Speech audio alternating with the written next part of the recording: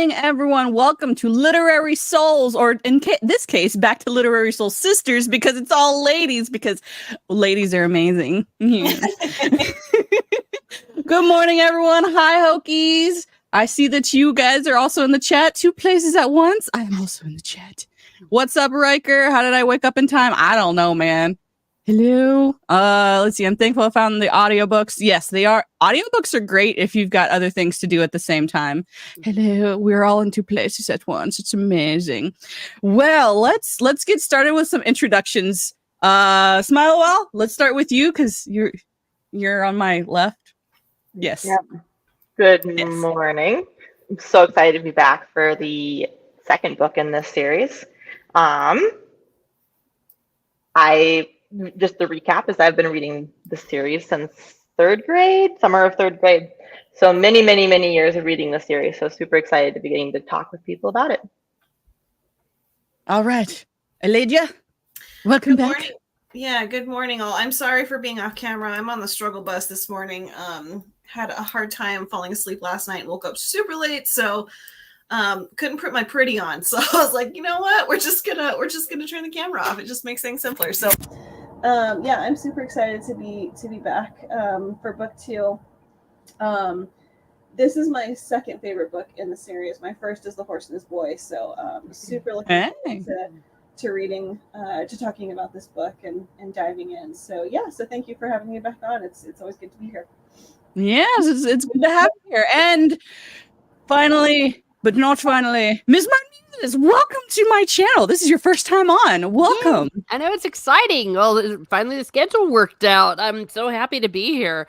And you know, you all, of course, are seeing my true face. And as you can see, I'm bright and red, and my petals are shiny. It's beautiful. Beautiful.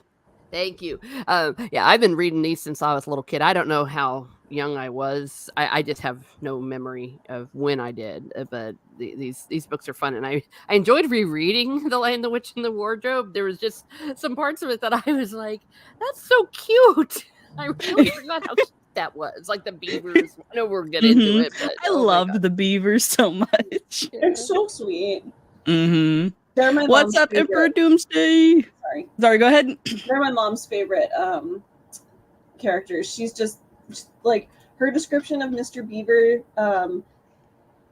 dinner, like the dinner they have at their house, is what literally convinced me to read these books. I'm not even joking. She has gone on and on about that dinner that Mrs. Beaver cooked for them for her entire life. So yeah. I mean, that's just rereading it. I started getting hungry again. I was like, man, I want some fish and potatoes, man. Right? I don't even like marmalade, but I wanted some. Right. I was like, what spices did you use? Did you use spices? I must know. What are the foods here? I also never had Turkish Delight, but I've also been told like it's really bad. It's very sweet. I don't like excessive sugar. Isn't it like, I don't know, the recipe that I found, it's like raspberry jelly in the center of a pastry with powdered sugar on it. So it doesn't sound overly, but I guess like they put extra sugar in or something. I don't know. It's just excessively sweet. So then I would probably enjoy it because I am from the South and sweet tea gives you diabetes. The Turkish Delight I've had was more like a jelly gummy cube of sugar and jelly of some sort dusted in powdered sugar. Yeah, and it was like biting into straight sugar. Yeah, that's what it is. Yeah, it's just instant diabetes. Well, the one that Edmund had in the movie, you know, they showed that really well. And as a kid, of course, you know, anything that was pure sugar was great. Yeah, especially absolutely. Wartime. I mean, if you put that in the context of rationing during World War II, the kid probably hasn't had sugar for a year probably. So yeah, no wonder he downed it. Well, and then you have to remember that the description of the Turkish Delight is also that it was a magical Turkish delight and it made you want to have more and you could never have enough. So you have to put it into the context of it probably was a huge treat, just the existence of it, but the fact that he ate that much had more to do, and like the craving and the desire to do horrible things came from the magical effects of the Turkish delight. It was not probably, I mean, it was magical Turkish delight, so it could have been better than any Turkish delight you ever had, but still. What's up, Twigs? Welcome in. I was gonna say it was magical. Like the kind of stuff the hippies in the 60s probably had too. Yes, it was that kind of magic, if you catch my drift. Well, and especially since you said, and it made him like want to do bad things, and I'm like, hey, I've heard, yeah, I know about those. I know about those kind of gummies. They're legal now in some states. Just They're that legal puff in puff Minnesota pass, now. except for it's in brownies now. Oh no, it's legal in Minnesota now. Mm-hmm. It's gonna As eventually of be last illegal. week. Mm-hmm. No, officer, this is the normal brownie. Yes, Hokies. Or normal Turkish delights. Yeah. This is regular Turkish delight. Uh-huh. Turkish Absolutely. delight. You want some, officer? Well, And didn't the she give him a officer's like- drink too? Mm-hmm. Oh, I think so. Yep, it Yeah, was hot chocolate, wasn't it? I think so. It was some sort of hot drink. Okay, in the movie it looked like hot chocolate, so when I read the book, however they describe it, my brain still goes hot chocolate. I don't have the book with me because I was deeply distracted this morning and getting out of the house. Mhm. I'm going to look now because, like, I know everyone's trying to Google it. It's like, Hold on. whatever it is, I want it now. Right? I just remember in the movie how it formed, like the cup formed out of the snow and everything, and I always was like, that's a beautiful cup. Can I have that cup? Right? I just remember the cup being beautiful. Oh yeah. I think Okay. the funny thing with the beavers as an adult is I have more recently read through the entirety of the Space Trilogy. And so in the first book of the Space Trilogy, there are things that my brain has created as beavers, and it mixes Mr. and Mrs. Beaver into those beaver-like things. What's up, Rocky the Black Dragon? So in the book, this is what it's described as. Where'd it go? I just had it. Okay, so he, as he began to sip the hot drink, it was something he had never tasted before. Very sweet and foamy and creamy, and it warmed him right down to his toes. That sounds like hot chocolate to me. Yeah. Sounds like hot chocolate with liquor in it. Schnapps. Get some creme de menthe in there. Mm-hmm. I mean, the beavers, like, if you remember, they passed around a flask when they were in the cave, and it was spicy, made them cough, and it warmed them, though. What's up, Bill? But I mean, like, that's what my grandfather gave my mom and my aunt when they were babies and had a flu. He'd basically make them a hot toddy and put them to sleep. Yo. It was a very traditional remedy. I mean, Santa, Whiskey. Aslan gave Cure for Lucy the cordial, the healing cordial, which also cordial is liquor. So, True. it's actually quite a bit of liquor, but maybe that makes sense when, C.S. Lewis is a Catholic. I mean, you know. Oh, hello, Wicked Virtue. For those of you who don't know, Wicked Virtue just became monetized on YouTube. So if you have not, you should subscribe and join her YouTube channel. She's amazing and wonderful and all of the things. So, congratulations, Wicked. Yeah, Hey, go give her money. Congratulations. Yes, go give her money. I identify as a Bieber. Bieber? What? Beaver. Bieber. What's up, Roman? Don't identify as Bieber. We don't need that. What's up, Stig? Hello, Untamed and other ladies. Hope you all are doing well. Yes. Oh, and there's my neighbor, Beth Kuhn. Hello, my dear. Yes. Yeah, we're doing great. We're talking about magic tea or foamy, creamy stuff and magic Turkish delight. We haven't even gotten to the magic flute that creepy Mr. Tumnus has. Hey. Right? I think we all have the weird obsession with Turkish delight and trying to figure out why it was so good. Like, of all of the things we all look at it and go, there's so many other sweets you could have asked for that are better. Right? But we all get stuck on that. Let's see. Identify as.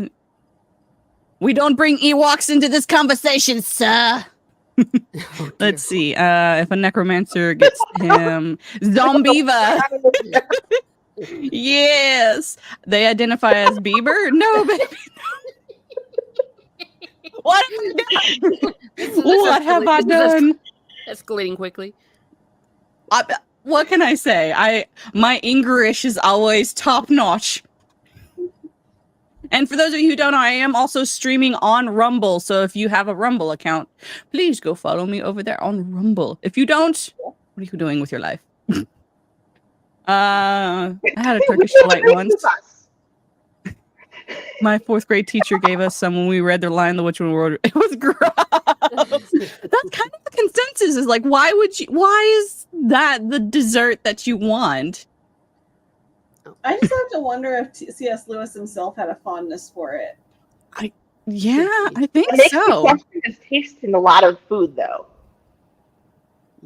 Maybe it was a thing in the 40s. Back Maybe old it was fashioned British different. thing, like sardines. Yeah, Ugh. like That's they true. use sardines on toast. Ugh. I know. I'm like, girl. Yes, Bev, I know you all love me and my English. I swear, y'all, I did. Change that much. I mean, one of these days, I'm probably going to go up to our mutual friend Smile and have her make me some Turkish delights. She's probably going to wonder what's wrong with my brain.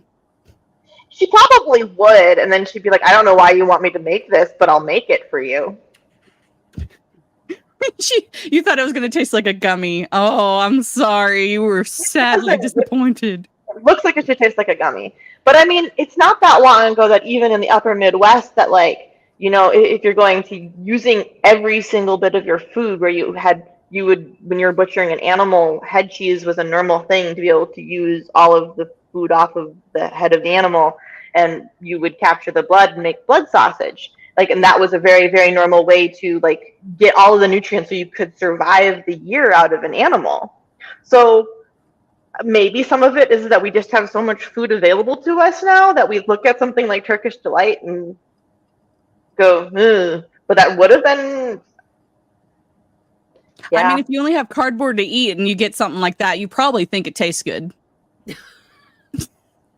The chat is being naughty. Sorry. I'm ignoring the This chat. is always my chat, y'all. I don't know what happens with my chat, but every single time. I mean, I've never been to a Turkish prison. Turkish prison.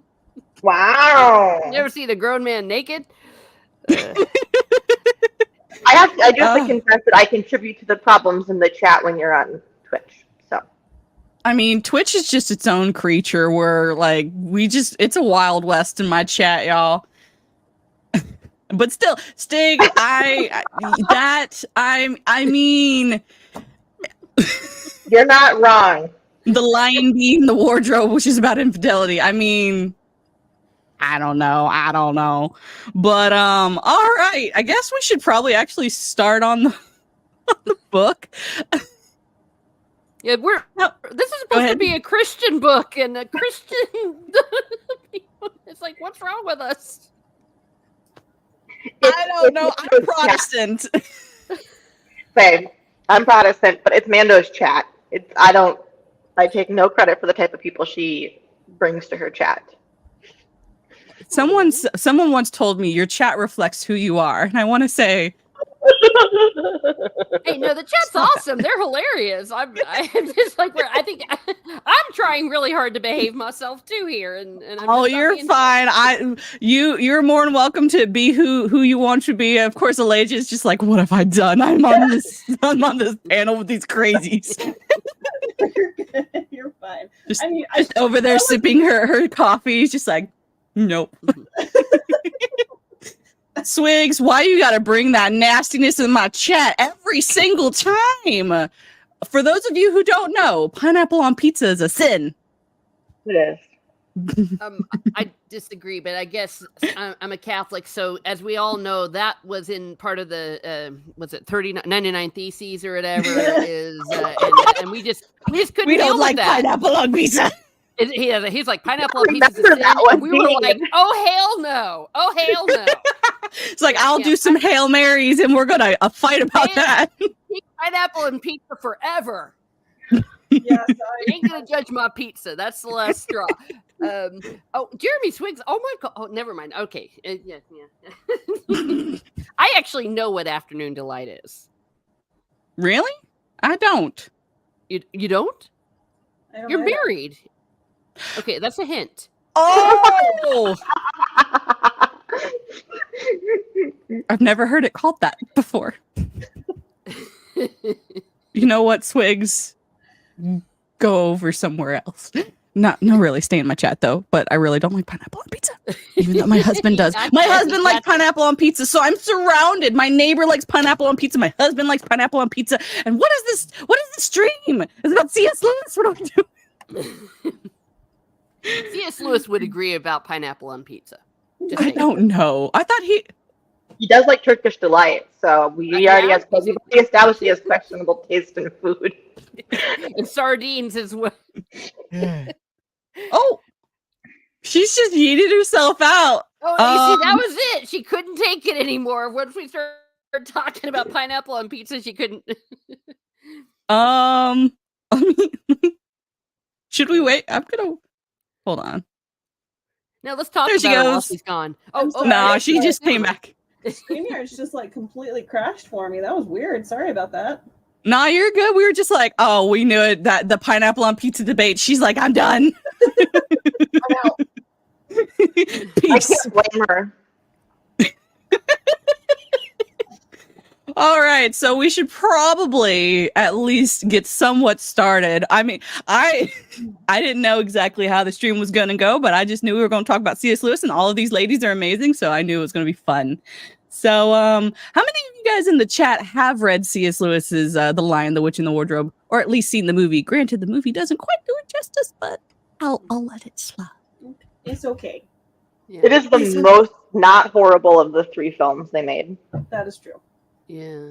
Well, yeah. Because the second and third, they obviously made some. We don't talk about those. Oh, okay. Never mind. I don't think They don't- I feel Hey, that the music third one- score was still good. Okay, the music score was still good. The films themselves were traumatizing. Oh, you mean you didn't want to see Prince Caspian smooch with Lucy? Not Lucy. Susan. Susan? I get so angry thinking about Voyage of the Dawn Treader that I can't acknowledge I think that about Voyage of the Dawn Treader as I do the Aragon movie. I'm like, it just doesn't exist. I'm like, what movie? What are you talking about? Mm-hmm. it can't Book is exist. dope. Yes, Emperor Yeah, it's like Doomsday. Yes. Because I feel like this is The Lion, the Witch, and the Wardrobe is most people's introduction to the Chronicles of Narnia, whether it be because of the film series or because it is one of the more accessible books. It's the most famous of the books, being the first written. That there's a lot of people who have not finished the whole series, but a lot of people who have read The Lion, the Witch, and the Wardrobe. Mm-hmm. If you ask people about the Chronicles of Narnia, this most often is the book they bring up. It's the only one they know, honestly.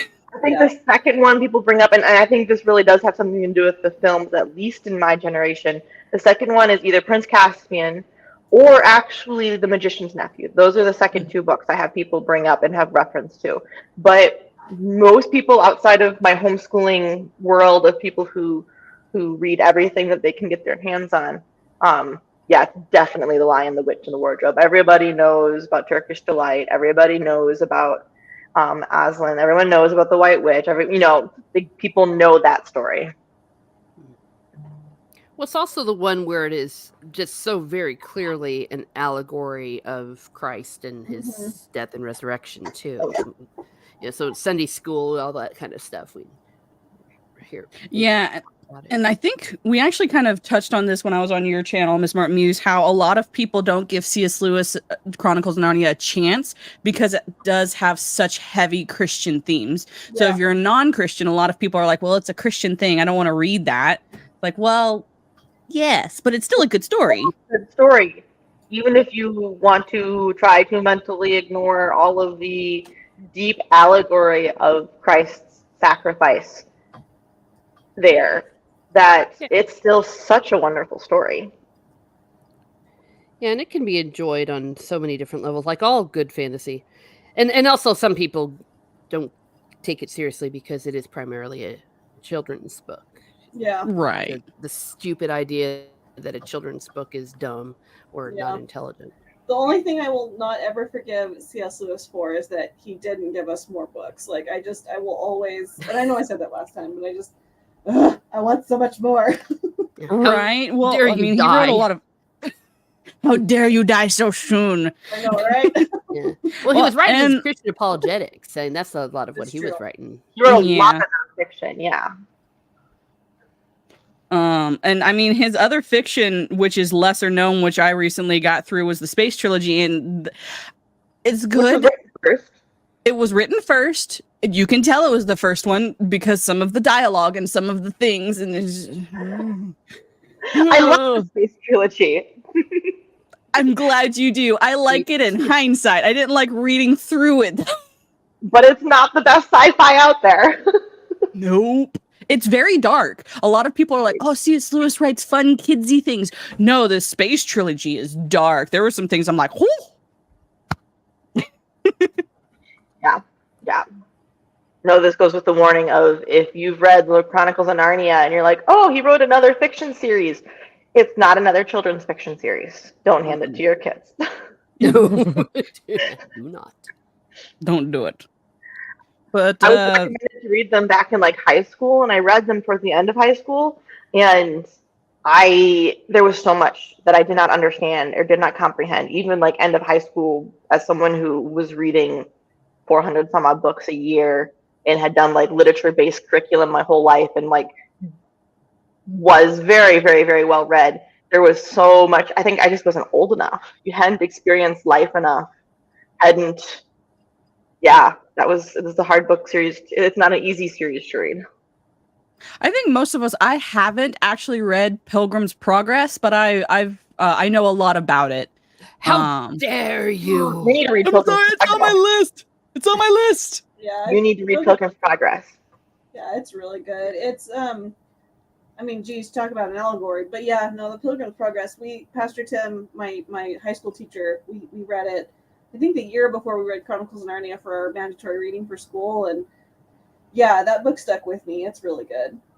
That was our read aloud in second grade. My second and third grade, I went to a very, very small private school for the first 4 years. And like less than 5 kids a grade, so 2 grades combined, small school. But that was one of our read alouds in second grade. And then we watched the cartoon movie.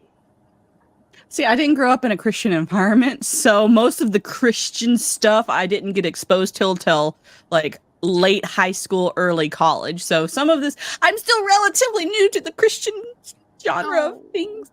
Children's read Pilgrim's Progress. Don't get it confused with C.S. Lewis's Pilgrim's Regress.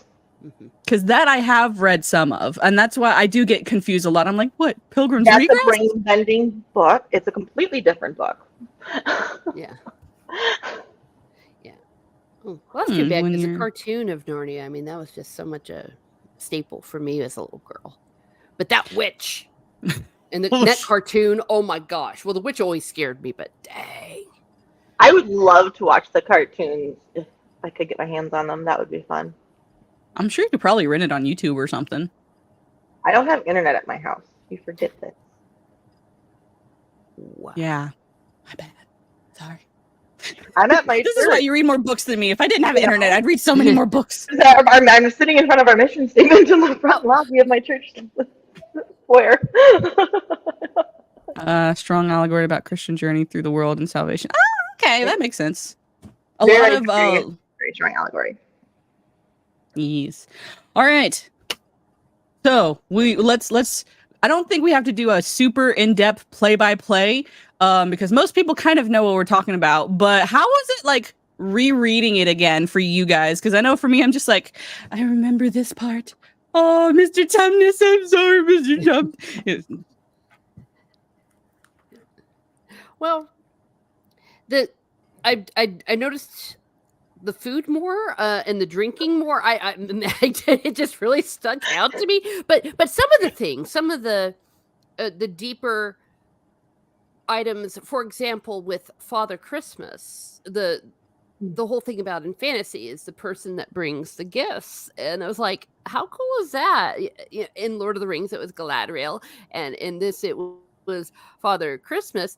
And interestingly enough, the White Witch hated Father Christmas in the same way she hated Aslan. And it's like, I see what you did there, C.S. Lewis. Nice. Mm-hmm. Guess I didn't That too. Oh, go ahead. Sorry. Oh, no, sorry. Let's just finish my thought. I know. Okay. I did like Liam Neeson's voice as Aslan. I think that's the only good part about the movies. Yeah, same. The same going off the Father Christmas part, like reading it this time, it's not trade for trade. I can't think of the phrase I'm looking for, but what Father Christmas gives them reminds me, and I feel like a really bad Christian right now. I can't think of what book of the Bible it is when Paul's talking about put on the armor of the Lord. I think that's like, either Galatians? Ephesians or Galatians. Ephesians, yeah, I thought it was. Yeah, it's Ephesians. So that, like, I don't know, that really reminded me this time really strongly, because I think it's because we went through Ephesians for our premarital counseling with our pastor. So it really stuck out to me this time. I was like, you know what? These gifts kind of remind me of putting on the armor of the Lord. So I was like, yeah, not only is Father Christmas, like you say, as a clever way to like kind of indicate who Father Christmas is, but that he brings those gifts, it's like, I thought that was really beautiful this time around. So that really stuck out to me. Huh. Yeah. I think the thing that interestingly stuck out the most to me was not even them necessarily in Narnia. It was the conversations that they had with Professor Kirk at the house. Mm-hmm. And I don't know if it's because, well, I've read the whole series back to back. I normally read like straight through the entire series from book 1 to the last book in less than a couple weeks. And so maybe it's more that like I've been intentionally only reading the book that we're going to be talking about, and I'm listening to it multiple times. Like I listened to the book twice and then I read it once just to like have them fresh on my brain. And having gone for The Magician's Nephew and having a different understanding, I don't know, maybe a more grown, developed understanding of Professor Cook and the conversations that he has with the children before they all go in, and the conversations with Edmund, and the conversation when they come back. It's this understanding of, you can feel his yearning as an adult, like that he knows, he's been there and he knows. And there's this different, you can just feel the love that he has for the land that he can no longer return to, and this is deep kinship. And that just really stood out to me. And there's such short, brief conversations. It's not like those conversations are not necessarily even the point of the book. They're kind of markers within the book that happen. But I walked away with just a really deep love of Professor Kirk. Yeah, and like again, returning to like that childlike faith again. Absolutely. Yeah, Bev, you're more than welcome to walk across and borrow my new tome. The book in comparison to the books, the movies are trash. And that's saying nice. That's saying it nicely. To me, the only good thing about the first movie is that I still want to make Susan's archery dress. Yeah, I liked that as well. Yeah, I still would like to make that dress. Hi, Americas. Thank you for stopping by. Yeah. Aslan will find you, White Witch, and I have a certain set of skills. Yeah, I also want to throw. Sorry, go ahead, Miss Martin. Oh, I was just going to say, going back to the professor's talk, I also heard a little bit of C.S. Lewis's apologetics in there. I don't know if you noticed when they were like, Lucy's being silly or Lucy's being this. It's like, okay, well, we've got 3 possibilities. Lucy's crazy, Lucy's lying, or it really happened. And then they were all like, it really happened. Like, that's like weird and wild. And that reminded me of The Case for Christ. He snuck that in there. I noticed that. There is. I think it's interesting. Like I know I did not catch that when I was younger reading the series at all. Was the apologetics that he hid in there with Professor Crick, and I really appreciated that too. It's just those walks them through basic apologetics. Or basic thought, like learning how to think for yourself. And Swigs, you should read the books. Yeah. And yes, Hokies, the books are always better. And just even like, it's interesting. He saw the disconnect between how kids were being taught to think through things logically at school versus his generation to what he knew, like his goddaughter, like who this book was written for, was going through. Like the schools were just like, it's funny. I feel like this book above any of the others, like C.S. Well, no, I take that back. The Silver Chair also very much so talks about that. C.S. Lewis was trying to warn us about how bad schools were getting. And he just like, it's that apologetic, just like thinking very simply and very logically, that he was trying to get the kids to think through that.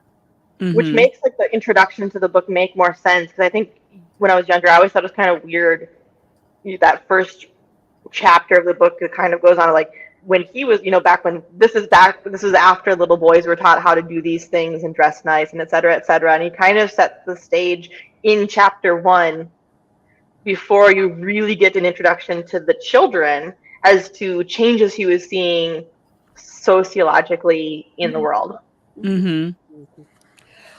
Also, did you catch what Father Christmas said when he gave Susan the bow and arrow? This time it struck me. He was like, I'm not giving you armor and stuff because women don't belong in battle. And he said something like, women in battle is a really horrible, disgusting thing. He used some really strong language. Yeah. It's like, So even then he was seeing where things were going. Yeah, and like, because even Lucy says, like, I think I could be brave enough, and I feel like the essence of what Father Christmas said. I'm not quoting it exactly, but it's like, dear one, you don't have to be. You know, it's like literally that's what he was trying to convey for her. Could you be brave enough? Probably, but you don't have to be. Your brothers will take care of this, and I love that. And you guys aren't going to be at the front of the war, and even you go through the book, and they were not there during the majority of the war. They came in at the end of the battle, and saw it end. They brought in the reinforcements with Aslan, but they were not there for the battle itself. Yeah, but it makes sense. That quote makes sense if you look at the last book of Space Trilogy, where you have very, very, very masculine women on the side of the very, very liberal, political, industrialized world that he isn't liking. Yeah, you should reread it, Americus. What were you saying, Elijah? It was Mrs. Beaver who was taking care of Edmund. Like, Mrs. Beaver wasn't in the thick of it. She was behind the fighting lines, helping take care of the wounded. Like, again, kind of fulfilling that role of the feminine. She was nurturing. She wasn't out there with the sword.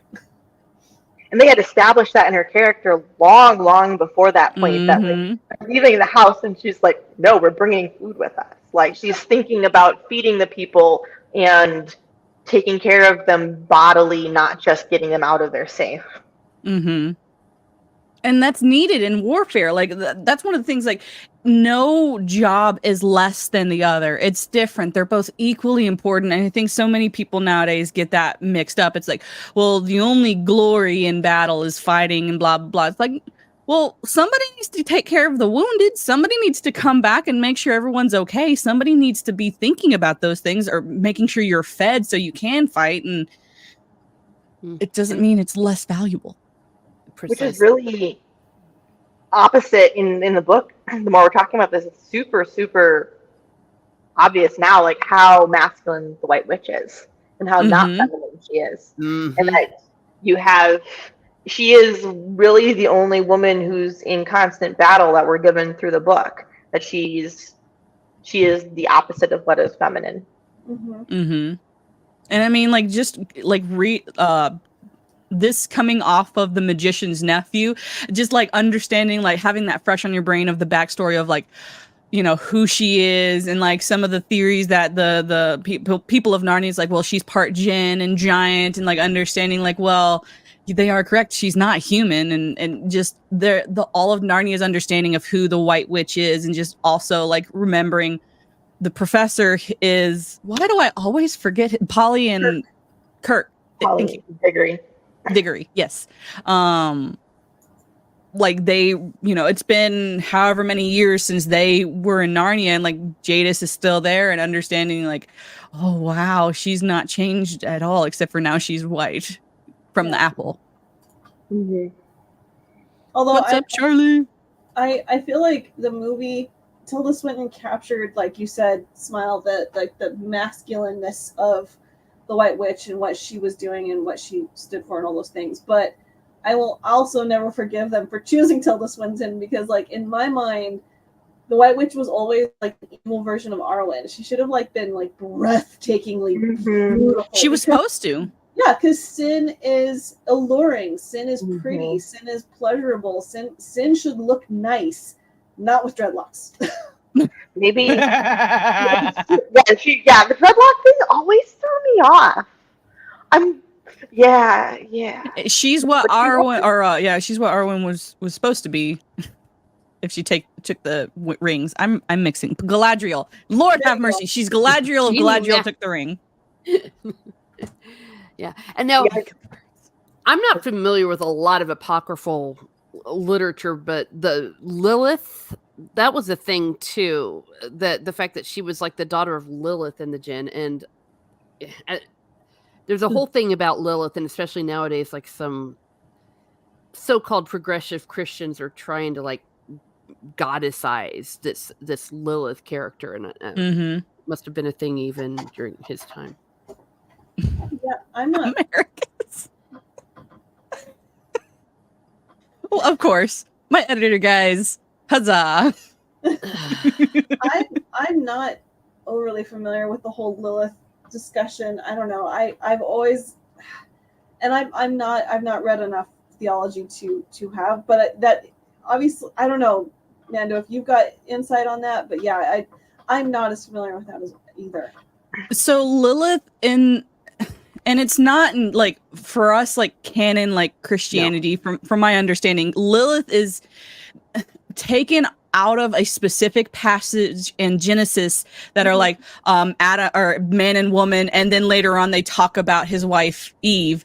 A lot of people think that the woman he was already with created equal with him from the dust, like Adam was Lilith, and that basically Lilith did something wrong, and I don't remember specifically what it was, and so God cursed her, and any bad, like any witches or imps or all of the magical creatures that we're aware of, it comes from Lilith's line, so to say. It's very convoluted, but a lot of people believe that Lilith was Adam's first wife and that she was cursed by God for something she did. It's most canon Christians don't take stock into that, but it's it's a fun thing that people like to argue about if Lilith was a thing or yeah. I mean, she's mentioned in the Bible for a reason. I just literally don't. It's like one of those mysteries of the Bible I don't think any of us have been able to work out quite yet. I don't think she's actually in canon scripture. She's not. Hi, A2. No, I mean, there is some apocryphal literature saying all this weird stuff, but yeah, Christians, no Christian from, has ever 34. Accepted that as any truth. And it is now being okay, so it is. I forgot about Isaiah. I mean, her name might be in there or something, but the whole Lilith thing, and a lot of people try to modern feminism from bad feminism has tried to make it like, like Eve is like, well, that's just patriarchal men and all that, but really the hero of the Bible is Lilith. Yeah, they're trying to make her like a Gaia or something. Yeah, that's exactly and the fact that I know that this was present, of course, during the time of C.S. Lewis, and the fact that he tried is like, hey, the evil one, if you will, the bad person is the offspring of Lilith, while the good characters and all that are the children of Eve, the daughters and sons of Eve, and the daughters and sons of Adam, which is us Christians. We're the that's sometimes been a thing that people have said, the children of Eve, and it doesn't mean that big old theology thing, about because of original sin and all that, and that's why we needed a savior. But bad people were the children of children of Lilith. The short answer is that it is mentioned in Isaiah, but at that point, it was a name that was used in rabbinic. Wow, I cannot speak English this morning. Rabbinic mythology. It was not even at the time. It was like a mythology that certain rabbis told stories of at that time. in Israel, but that there was a lot of concern among more traditional Jews at that time, even that it was stories pulling from mythos of other gods around them. Yeah, the idea of Lilith technically it started out like it was not a Christian or it was not a Jewish No. idea first. It was something that the Jews kind of were like, "Oh, that sounds nice. We're going to use that." Which then makes sense when how it's used in scripture in Isaiah, that it is used as a pictorial curse against the country of Edom.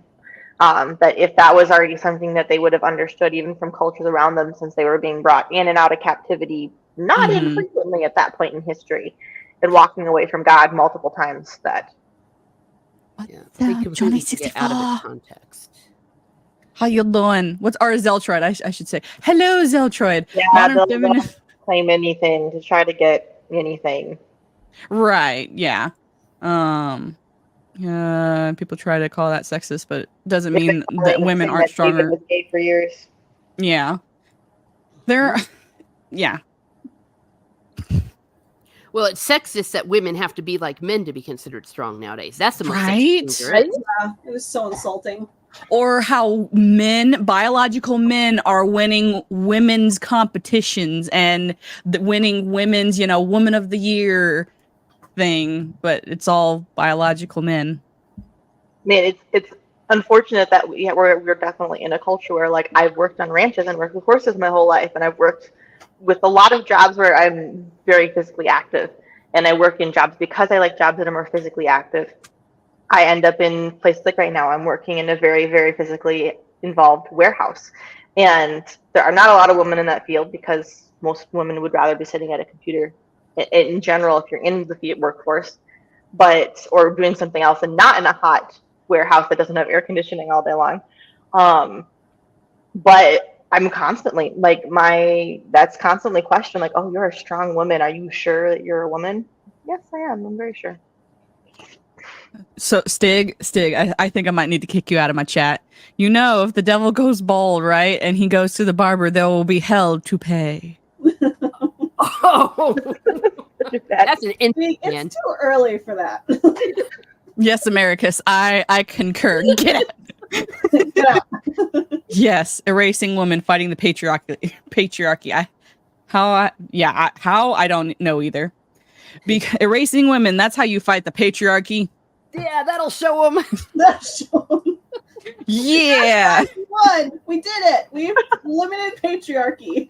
Yes, because there's only patriarchy, so if it's the only thing, it's gone. Yeah. Then we just have to fight ourselves, which is already happening. More or less, yeah. I still love I guess for me, just Edmund's redemption story, more or less, like how he, like, even his brothers and sisters were like, I don't really know if we should bring him back. And Azan's like, no, he's a son of Adam. He's supposed to be here. Like, welcome in. And he's willing to sacrifice himself for a traitor. So, granted, that's, of course, the imagery from Jesus on the cross, but still, it's great. Yeah. And it makes, I think, Edmund's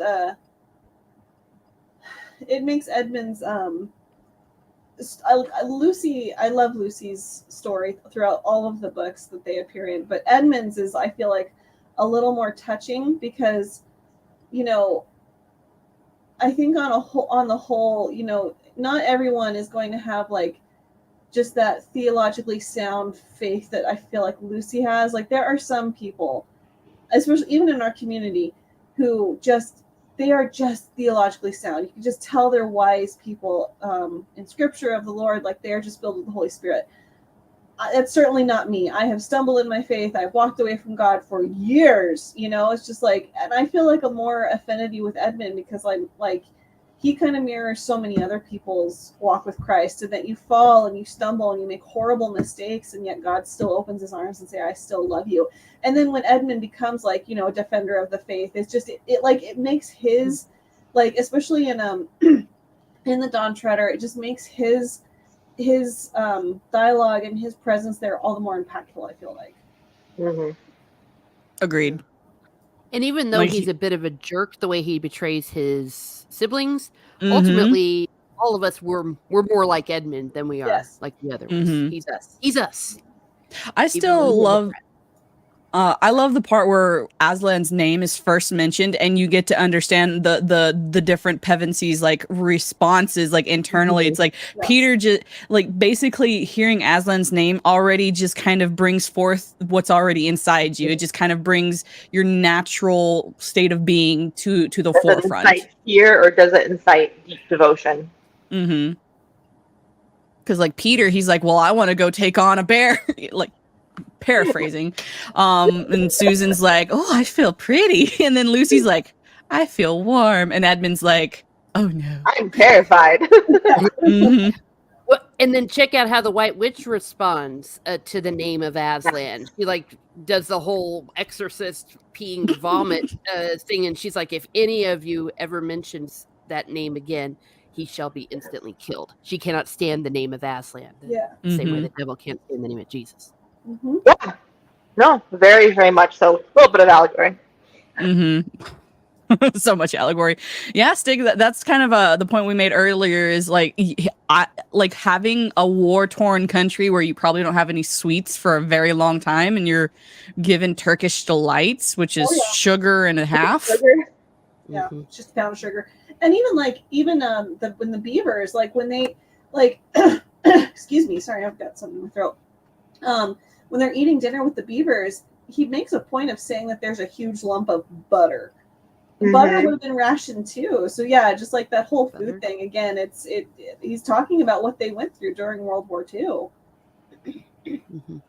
Stig. Oh, She was lying about Aslan from the get-go.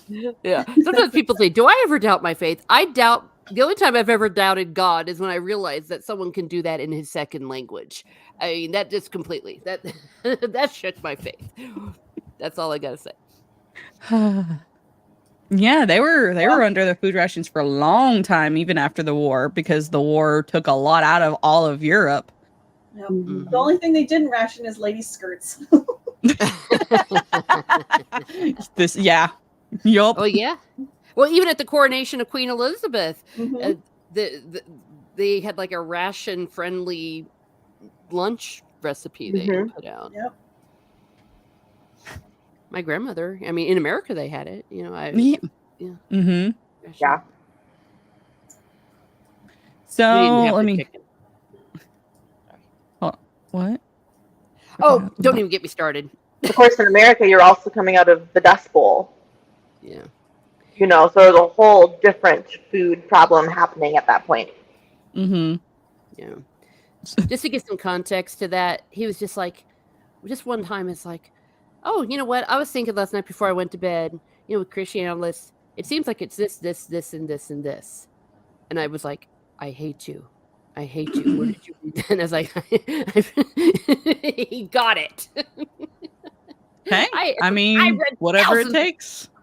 thousands of books.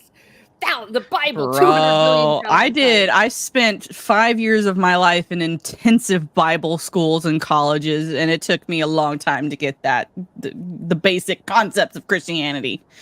I know. So I hate him. Yes. That's not very Christian though, but God would understand. Yes. All right, so let's kind of do a smidge play-by-play, like very small plot of these children playing hide and seek. They find this wardrobe, or Lucy finds the wardrobe, and she goes into the world of Narnia. And if any of you haven't seen Narnia, where are you? What have you been doing? And are you under a rock? Because you should know the story. But basically, these children go into this world, find a lion and a witch, defeat the witch, and all lives happily ever after. Except for the last bit where they find their way back home. Yeah. Oh my gosh. So I have to.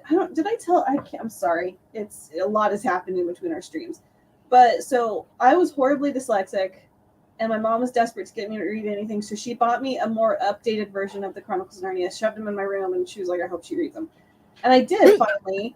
Right? Yeah, because the Chronicles of Narnia, her first beloved IP, like that's my mom's thing, and like, I know she was just like crying for joy when the first time I picked up the books and I read them by myself, but I read obviously the updated story, the updated what's the word I'm looking for? Order? Like in the Order. bridge? The updated order. And when I got to the horse's boy, I was like, why didn't he say the kids got back to Narnia? What is this? What is this story? Where is it? Why are Edmund and who? What? I was so annoyed. It took so long to figure out that book is set in between them leaving Narnia, going back into our world. And yeah, so it took me, I don't know why I said that, but it took me a long time to figure that out. It happens. Stig. You know, in the Bible, Peter was a very successful fisherman because of his huge net income. You're welcome. That deserves that. Yep. As Christians, we are to be Christ-like, not to be exactly like other Christians. Christians are like teachers to others who have done. They have the. I think some knowledge, maybe. Yeah. They have the knowledge you need. Yeah, some I think. Yeah, no one's perfect. I have a hard time reading on stream, and then when people do stuff like that, I'm like, I'm just lost. I just can't. Yeah, autocorrect is not anyone's friend. It's not. I like the part where Edmund is first going into the witch's castle home thing, and he's like scared from the lion, and he doodles on the lion's face. He's like, "You mighty Aslan, take that." Yeah, it's an attempt to come over his own fears, right? Because he's enchanted and entranced by sin, but he's trying to make himself feel braver about it. Like, you have this deep sense of fear. Like, Edmund feels fear when he hears Aslan's name, but he also feels fear coming into the home of the White Witch. That he was scared for the little dwarf who's about to be eaten by the lion statue. And he finally kind of works his courage up, and he's like, yes, and then the actual guard dog wolf is real, of course. But because it really isn't from there, it's not very long for him to realize that he means absolutely nothing to the witch. Mm-hmm. She just brushes him aside. He gets no Turkish delight, which was the one thing he was dreaming, and now he's got stale bread and water. And he's scared everywhere. He has no place. Like, you really feel his deep unsettlement with where he is. Yeah. Well, it struck me when he was doing that to Aslan with the mustache on it. It's very similar to what we're experiencing, because we will have statues of Jesus, and there's been so much desecration and people spray painting and doing all sorts of naughty things on images of Jesus today, and so it's kind of very. I saw a connection to that, because at the end of the day, if you really don't care about something, what do? You ignore it. You pay no attention to it. If you don't you care completely about it, ignore it. You don't care. Mm-hmm. To take the time to go and deface, Aslan Jesus, or to blaspheme against Jesus, or do what they do with images and statues, that takes effort. I agree. Also, Stig, Fantasy Today, all about kids, Fantasy Today, all about kids entering a wardrobe. Fantasy Yesterday, all about kids entering a wardrobe. Fantasy Today, all about kids coming out of the closet. Not joking. You're not. Nope. That's that. Yeah, a lot of people would agree with that, Americus. The opposite of love isn't hate, it's indifference. Mm-hmm. If you hate something, you believe it's real. There's part of you that believes it's real, and you're angry with it, or you don't like it. If you don't actually believe in something, then you don't care. Mm-hmm. Didn't C.S. Lewis actually say that when he was talking about why people were so anxious to blaspheme the name of Jesus and the name of God? And he says, now pick like Thor. He says, try to think of something really blasphemous about Thor and see how ridiculous you sound. Because it's like people don't care about Thor. You know, he was kind of saying that. Now that I remember that one of his apologetics, it's like, why are they just so interested in doing this to Jesus, but not other gods or goddesses? Or like today, like if you like, there's a lot of people out there who will badmouth and bash like Christians, but if you try and do that to someone of like an Eastern religion or a Middle Eastern religion, like that we won't. You don't touch those. You don't do it. Oh yeah. Well, for one thing, Christians won't go and behead you if you do, which is it's one of our, at least anymore. Well, yeah, I mean, it's one of our greatest weaknesses, but I would also argue it's one of our greatest strengths that we will not take revenge. We also don't throw people off rooftops anymore. No. Anymore. Because at one point in time, there were some sects of Christianity. I wouldn't even really call it that would burn witches at the stake and yeah. It's a different time. I mean, different times, different times, different places. I mean, not that I'm justifying it. You know, I would have been burned. I wasn't even a witch, but I would have been burned in Massachusetts. So I would have also. I cut my hair, so there you go. And you know, I had the poopery. So yeah, I mean, and some of that stuff in the past. But I always tell people, okay, if you want to give people grief for behaving like they're behaving, people that behaved the way they were behaving in the 16th century, like they were behaving in the 16th century. However, if you're in the 21st century and people are behaving like they're in the 16th century, that's when we need to get worried. America. Oh my! Grabs. Actually, we're all witches. At the goodness knows, we all would have been busted by somebody at some time. Back in the 80s and 90s, Christian were a bit obnoxious in general. Nowadays, though, the atheists are way worse. Yeah, the whole D&D craze. Like, if you play D&D, you're the devil. I would be. Yeah, or like you rock and roll, you play it backwards. I love Satan. Yeah. But you know, Christians never. Well, you're right. I mean, it almost makes you want to have the good old days, the way that the atheists are. Give me the D&D as the devil days, because that was quite harmless. What's up, Vardarnia? My family still isn't overjoyed that I play D&D. You know, there's still, because of the stigmas of when my mom first became a Christian and really being intentional in her life about stepping away from that completely.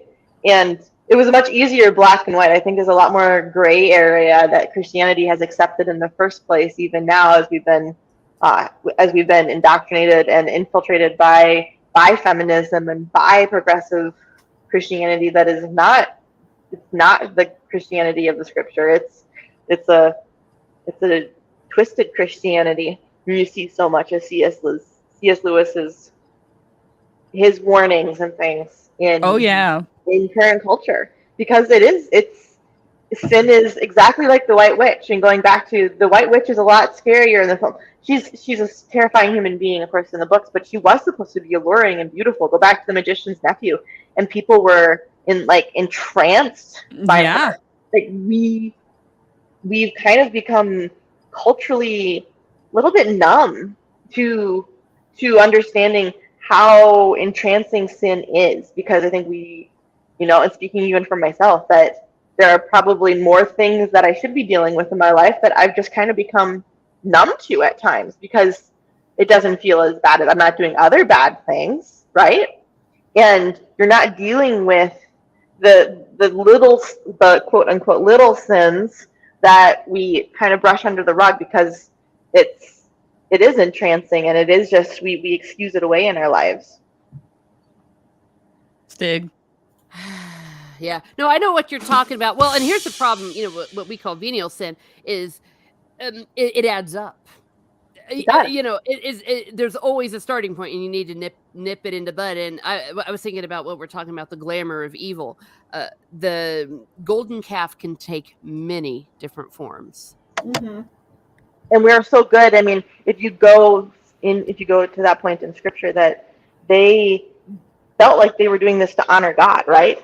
Right? You Mhm. can convince yourself that you're doing something that is that you're doing something even though it is sinful and you know it is, that you're doing it for the right reasons.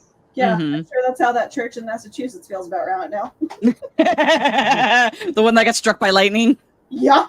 That was amazing. It was a fitting story. Makes me think of what Tolkien said, and also the opposite of that. Not all that is gold glitters. Yes. Gold. Fool's gold has gotten many a person. Mhm. What is it? Well, and what is it that is in one of the prophecies about Jesus in the Psalms? I believe is there was nothing comely in his appearance. Mm-hmm. That Mhm. sometimes what you see, what's beautiful, it's like, maybe that's not so nice. Just Isaiah. because something's beautiful, that doesn't mean well, the expression "not all that glitters is gold," and the opposite is true as well.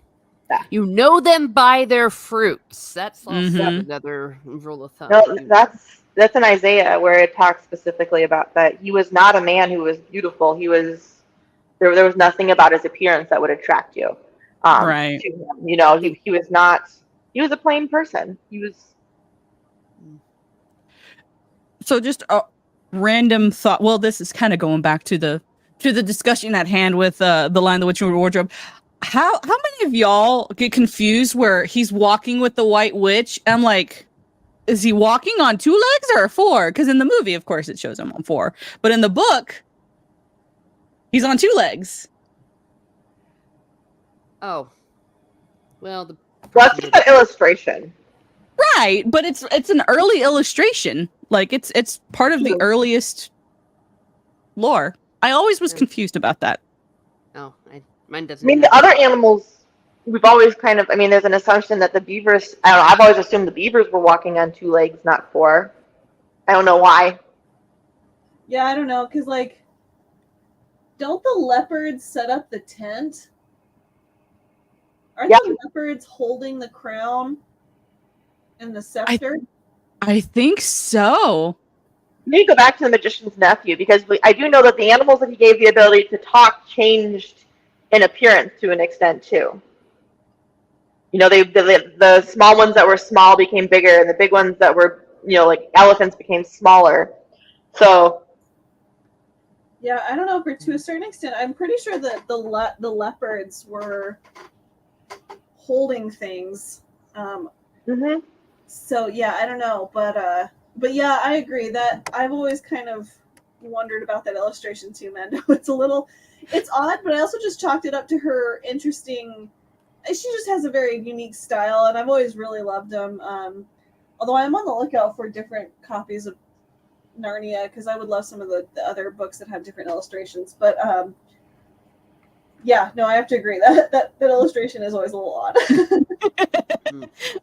I've always been like, because like when you're reading it, part of me's like, wait, like there's like a disconnect in my brain's like, are they on 2 legs or are they on 4? Like, how are they doing this? Do they have opposable thumbs? Like, are they holding the scepter in their mouth and walking? Why would you want to pick up a scepter if it's been in an animal's mouth? Like, maybe those are the random thoughts that keep Mando up at night. Welcome to Mando's late night thoughts. I should apologize to your husband for your late night thoughts. You know him. You should apologize. We both have crazy thoughts at the middle of the night. He does have crazier thoughts. I have another version of Narnia. Let's see what this one. I've been slowly collecting one of the older editions that has it in the publishing order, and so I've been slowly collecting all of those. And then I have been collecting slowly the series that my first copy of The Horse and His Boy, which is those covers. My Horse and His Boy was that era of covers. So I obviously have the whole tome of them, and then I'm working on collecting all of the series from when I got The Horse and His Boy, and then I want the original publication order series in the old yellow covers. Yeah, I have. So my mom, thank God, kept hers. So those are with her, and then I found another set of that still in the box, like all 7 bucks in the box at a thrift store for $5. So I was like, over the moon. Nice. Yeah, because like so this is the illustration that has like it's in color, but he's walking on 2 legs.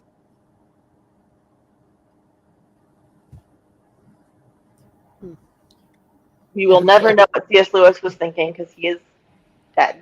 I I'll don't have to know. reread his letters. Yeah, I don't have his letters at all. Well, one thing that struck me, I'm not sure we've talked about this, is the whole concept of deep magic. Yeah. Oh, kinda yeah, we know haven't what talked about it yet.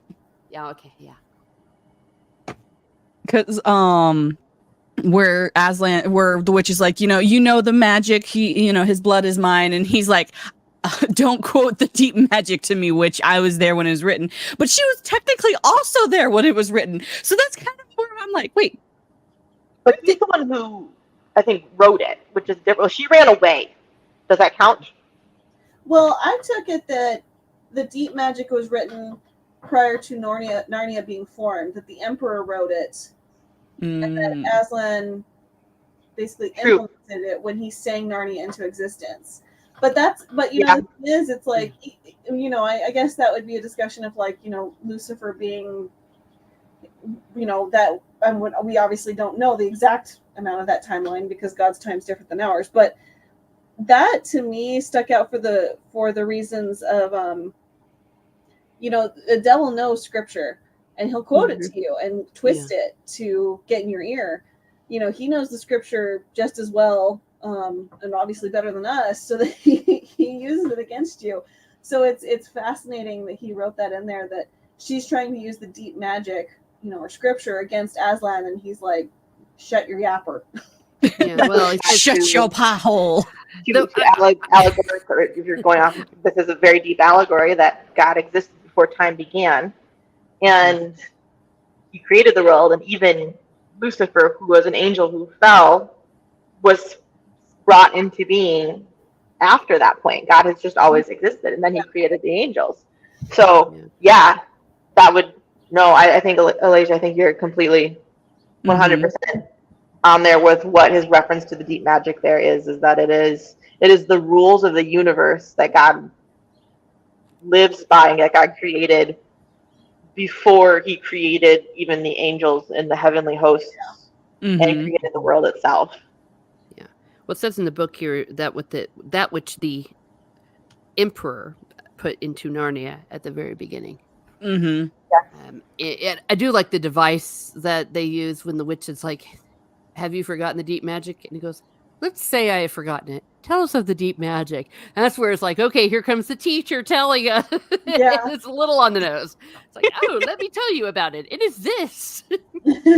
I'm glad you asked that. I always think it's funny because, like, at that moment when he's like, no, tell me, that's when she done messed up. She's gone one step too far. People talking about D&D in the chat. Well, and also I love, if you go back to Genesis, I should probably pull it up because I'm going to botch it, but he's referring to the Trinity also in that moment, that the deep magic was written by the Emperor, like, because if you go back to Genesis, it says we will give the beast to Adam and all this stuff. It's a we. It's so the Trinity already existed. Sorry. Yeah, the Trinity already existed. There was not created. Yeah, exactly. And so Aslan knows the deep magic. So obviously he was there with the Emperor. And if we may be going off the idea that Father Christmas is the Holy Spirit, like it's that trio was there long before the White Witch was ever there.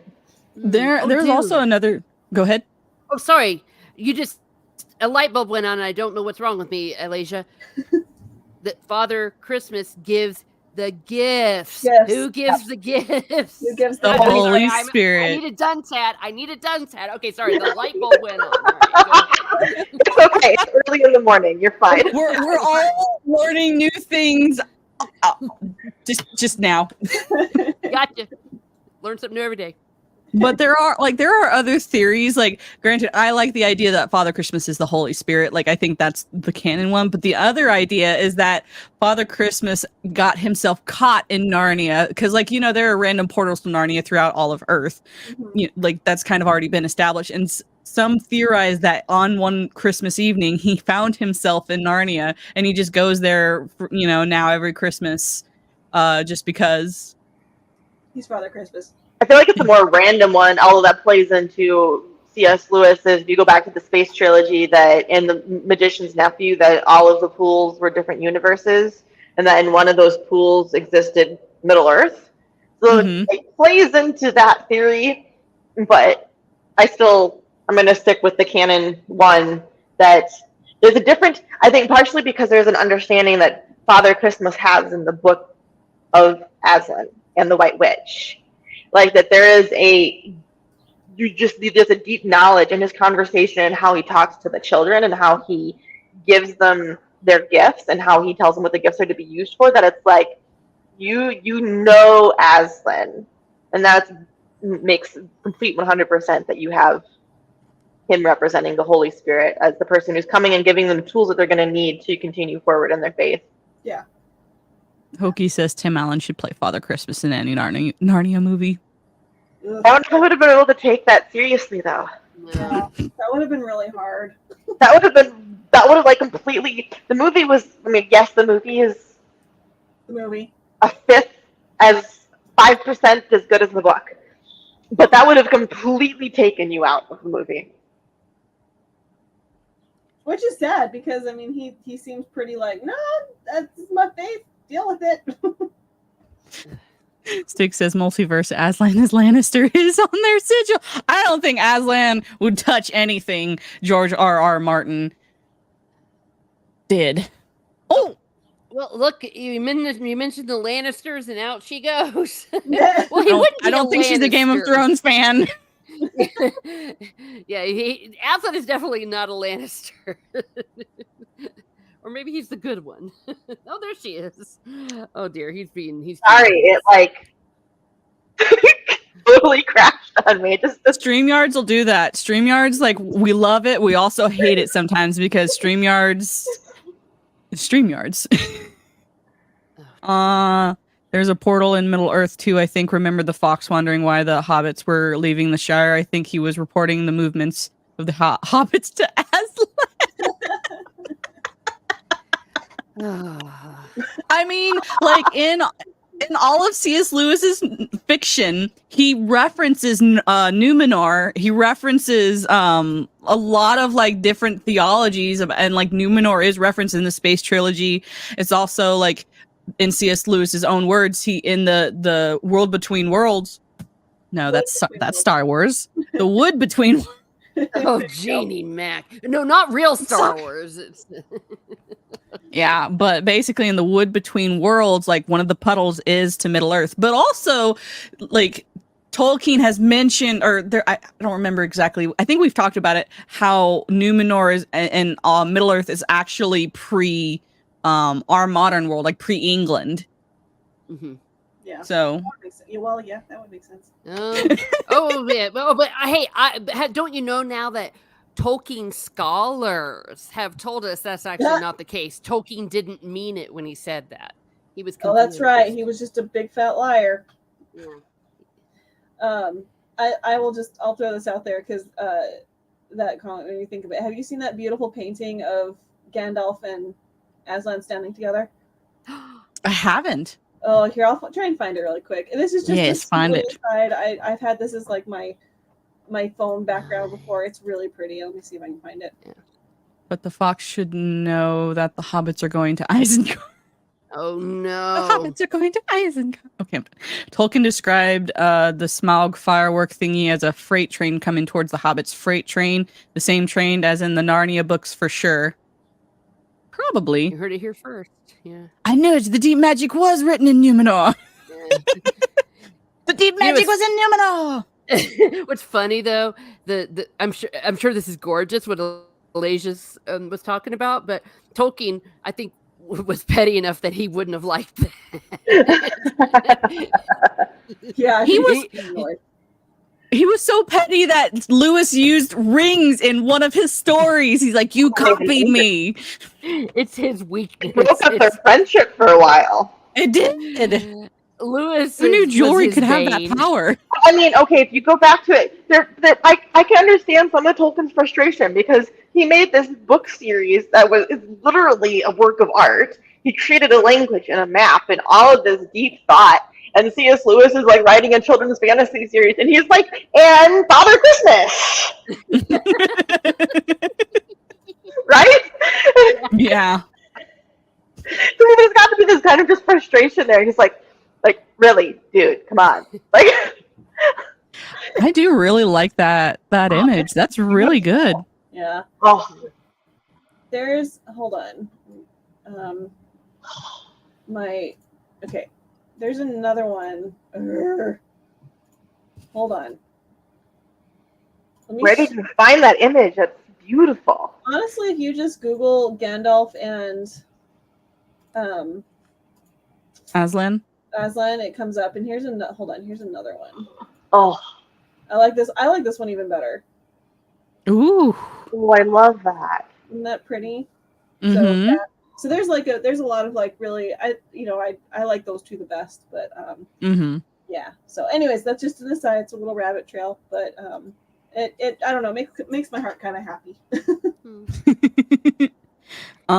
So Stig mentions Robert E. Howard actually created an alternative Owl World plus mythology before Tolkien did. He never got credit for it. Yeah. There's a lot of things that Tolkien took a lot of things from other things and he didn't give them credit. So I don't understand why he's so upset about Lewis taking a magical ring that didn't even work the same way. Well, if we're being honest. The same way. Unfortunately, because Robert E. Howard was a Pulp Fiction writer, and people haven't maybe taken him this seriously as they should. Mm-hmm. I think oh, sorry. Oh no, that was my fault. I paused, and I was going to say, and also the unfortunate fact that he died so young. Yeah, took his own life very tragically. I think Tolkien's originality, though, is the same thing that draws. Now, I know you're not going to read the series, Jessica, or Amanda, at this point, because he hasn't finished the series, and he might never finish the series. But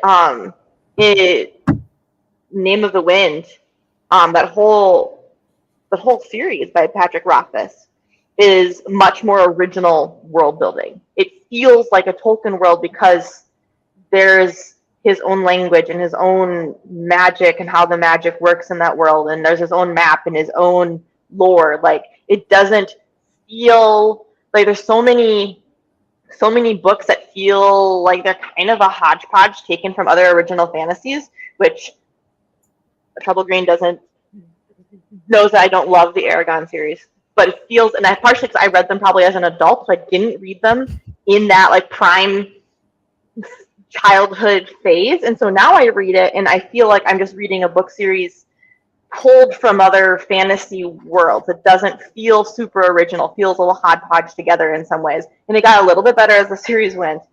But especially that first one you can feel the pulling from different fantasy books, and that bothers me. And I'm reading it as a 30-year-old adult now, not as a child who doesn't have the context of all these other fantasy worlds at this point.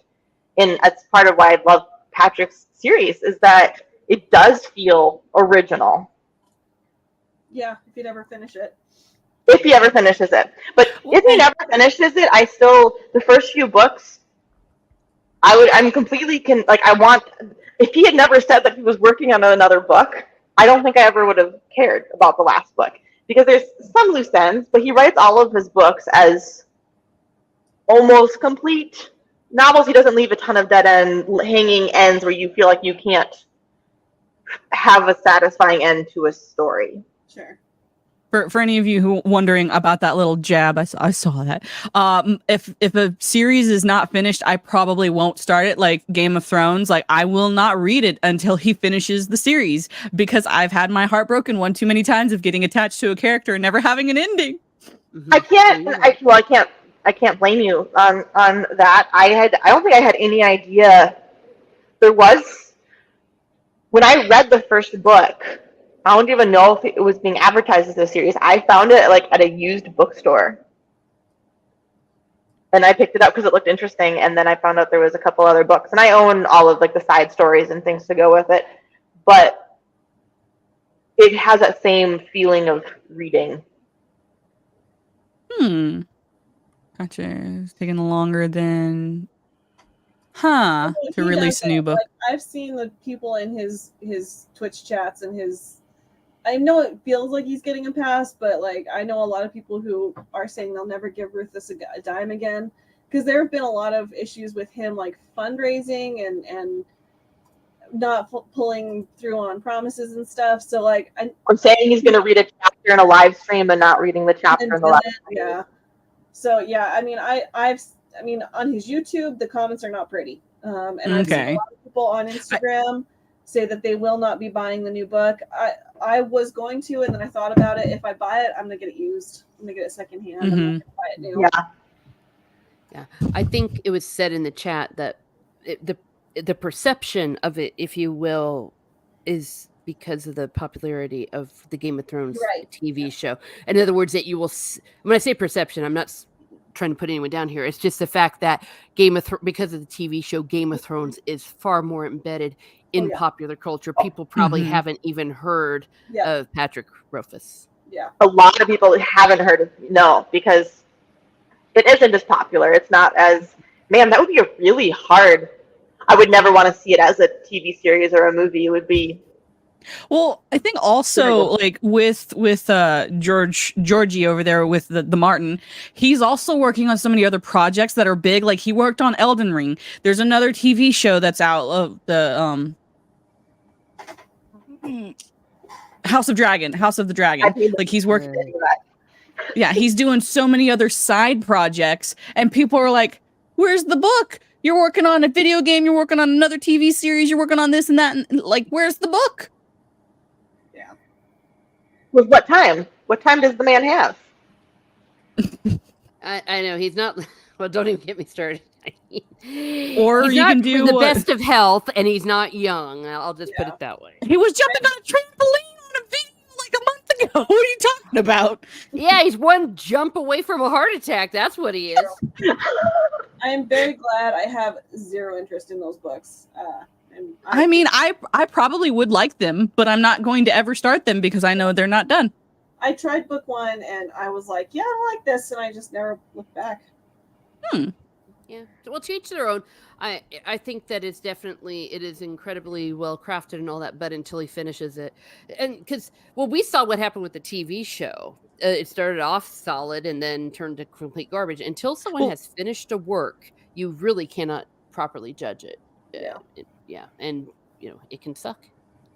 Oh, I didn't know that, Johnny. He didn't do squat on Elden Ring. That was just mutually beneficial to have his name on it. Huh. Yeah, it doesn't really have a story. He had the entire lockdown like the rest of us. Yeah, he had the lockdown. He could have been working on the book. He had 2 years. Sanderson wrote how many books? By the way, I'm going to start Sanderson's Cosmere here pretty soon. I'm very excited. I've gotten book 1, 2, 3, and I think I'm almost about to get book 4 of the Wheel of Time. I promise y'all I'm going to read the Wheel of Time series. I promise. I just got to get the books first. Yeah, I keep getting like messages like, when are you going to start on the Wheel of Time? When I get the books. Why don't you get the books now? Because I want to get them at my thrift store. They don't come in all the time. I'm sorry. Yeah. I'm going to text you after the stream. I might be able to send you something.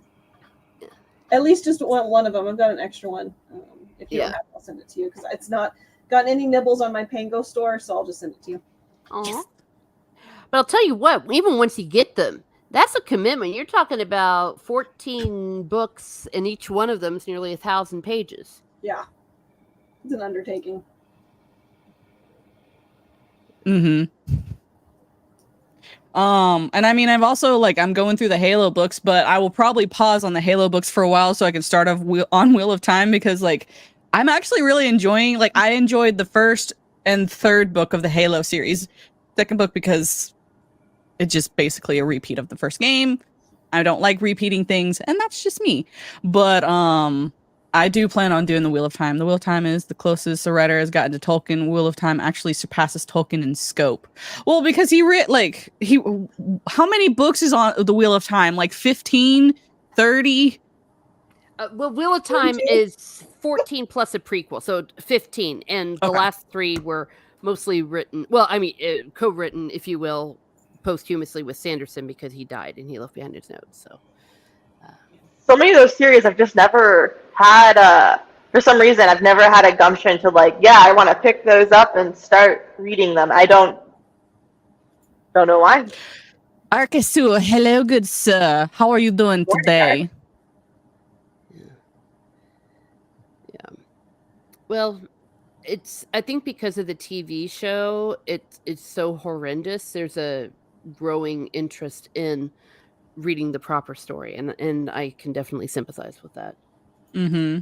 See, these are those times where I'm not sad that I have no sort of TV connection of any sort. I have a TV, but I watch DVDs and old TV series, and not very often because I don't actually sit down very often. She's a busy bee. Yeah, I'm always doing something. My animals wish I sat down more often. I don't provide a lap very well for a cat.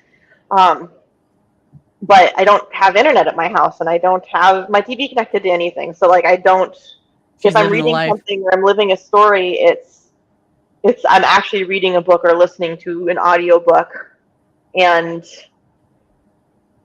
don't feel really connected to any of the new shows that are coming out, and I'm okay with that. Yeah. That's fine. Yeah, you're not listening.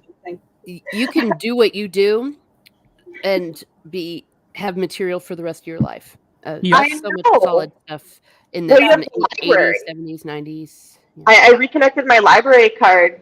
Well, right now I'm actually listening to a series that's not older at all, but I didn't quite realize that it was a book series, and I actually like the movie, so I'm currently listening through the books because my uncle's from Hong Kong, so Mom and I get a kick out of Crazy Rich Asians because I've grown up with people from China and Hong Kong and Japan and Korea, and my uncle lives in Singapore and has lived there for 30 years.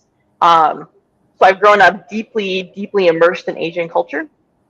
And so Mom and I get a massive kick out of Crazy Rich Asian because they hit all of the stereotypes very, very well. And I found out it was a book series, so I've been listening to the book series. What's up, Ark? Ark says, how are y'all doing today? Doing pretty good, Ark. How are you? You Not said doing you were a very busy.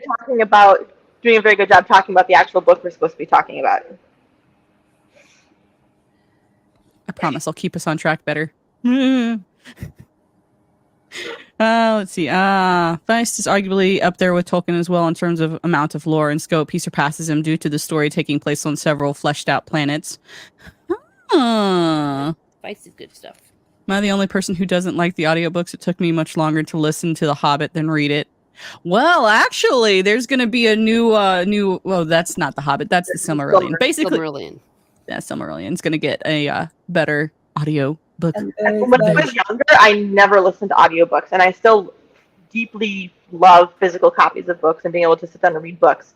But as an adult who's remodeling a house and works 40 to 50 to 60 hours a week, depending on where I am with work season, and right now I'm managing a very large garden on top of remodeling my house, the only way I could ever read books as much as I want to read is to have audiobook versions of them, because if I sit down, I fall asleep, and I just don't sit down because I don't have time to sit down. My friend, y'all. My friend.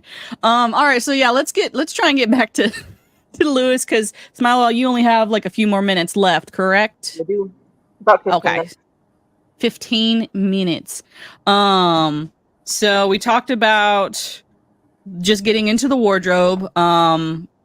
We talked about Father Christmas. What do you guys' view on the battle that takes place? Just kind of like, I know in the movie, like it's just kind of very scattered, and the book does it a lot. It doesn't do it in quite more detail. It just like I think the movie and the book. detail in the book almost. I think so. Because like the interesting thing is that one of the scenes in the movie that like sticks the most with me, partially because I just kind of was obsessed with the idea of Gryffindors at the time, is the scene of the Gryffindors flying over with dropping rocks on the battle, and they're You mean loud. Griffins? Griffin. Gryffindor right? is a house in, All right, Harry thank you. Potter. Thank you. Dropping the rocks and like their eagle screams, right? Like that doesn't happen in the book. That's not there. You like come in. We know there's a battle happening because Aslan mentions it, and but we follow Susan and Lucy the whole time. So we come in. We have like what? There's only if 2 paragraphs of the battle. You kind of come in, you get like an overlay of the scene, and then Aslan goes in and kills the White Witch, and you actually have more time talking about the healing in the after battle there than you do about the actual battle itself. Which is just it's super interesting to think about that if you're going to put this in the allegory frame, that we are battling constantly against evil.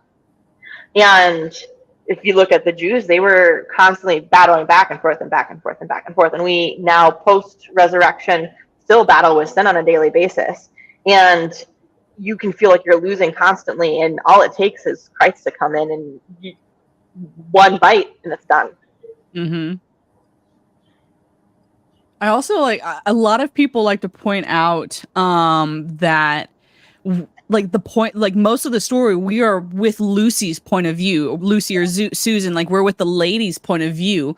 And so like the argument that, oh, C.S. Lewis was a misogynist, sexist, patriarchal, blah, de blah, de blah, like Lion of Wits and Wardrobe proves that wrong because we spend more time with Lucy than we do with any of the other characters in the book.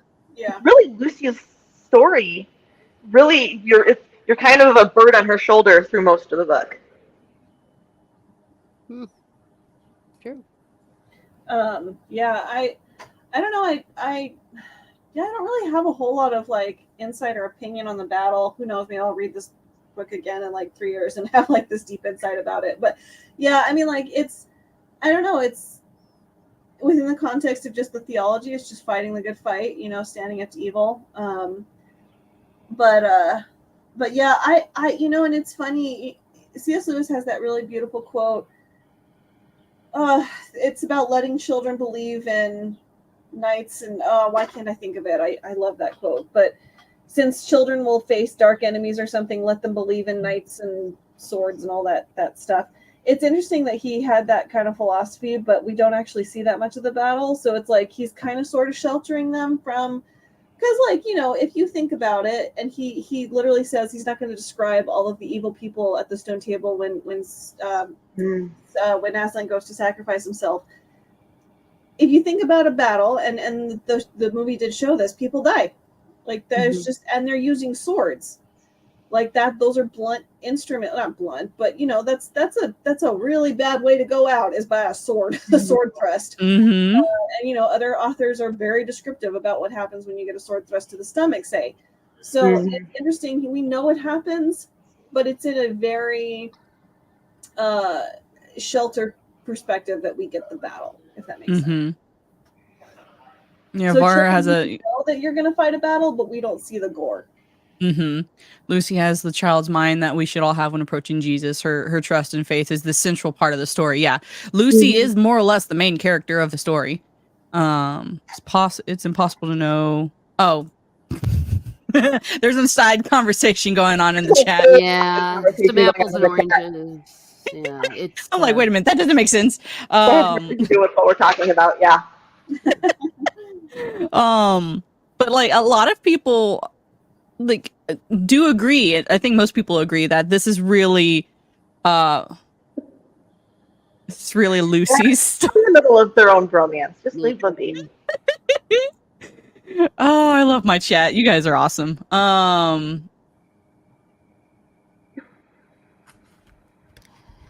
But have you heard about Jesus Arcasul? Come on. Let me tell you.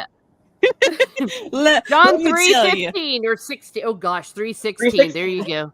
I messed up. There we go. I'm never going to heaven now. What's up, Krista Joe? How are you doing today? Love you too. Our kid's rude. Yes. Yes. Let's see. Lucy is the youngest and will have the most access to Narnia. Yeah, that's throughout most of the books. Like it's like she is in most of it. It's just the last besides the horse and his boy, She's Think in she's all in of the them last except battle. yeah, she's there. Yeah, she's not not on in the the Silver she is Chair. on the Voyage of the Dawn Treader. So she's in all but 3 Yeah. of the 7. She's oh gosh. I It's will her- do what I want in my own chat. Excuse you. I thought about to say it's her channel. Ban them all, Mando. Ban them all. Show your power. Oh my gosh, I love you guys, chat. You guys are awesome. You're the reason why we do this, but still. Not the silver chair though. Right. Yeah, she's not in the silver chair. It took me a second. I was like, is she in the silver chair? No, that's Edmund. It's just Edmund, right? No. It's Eustace.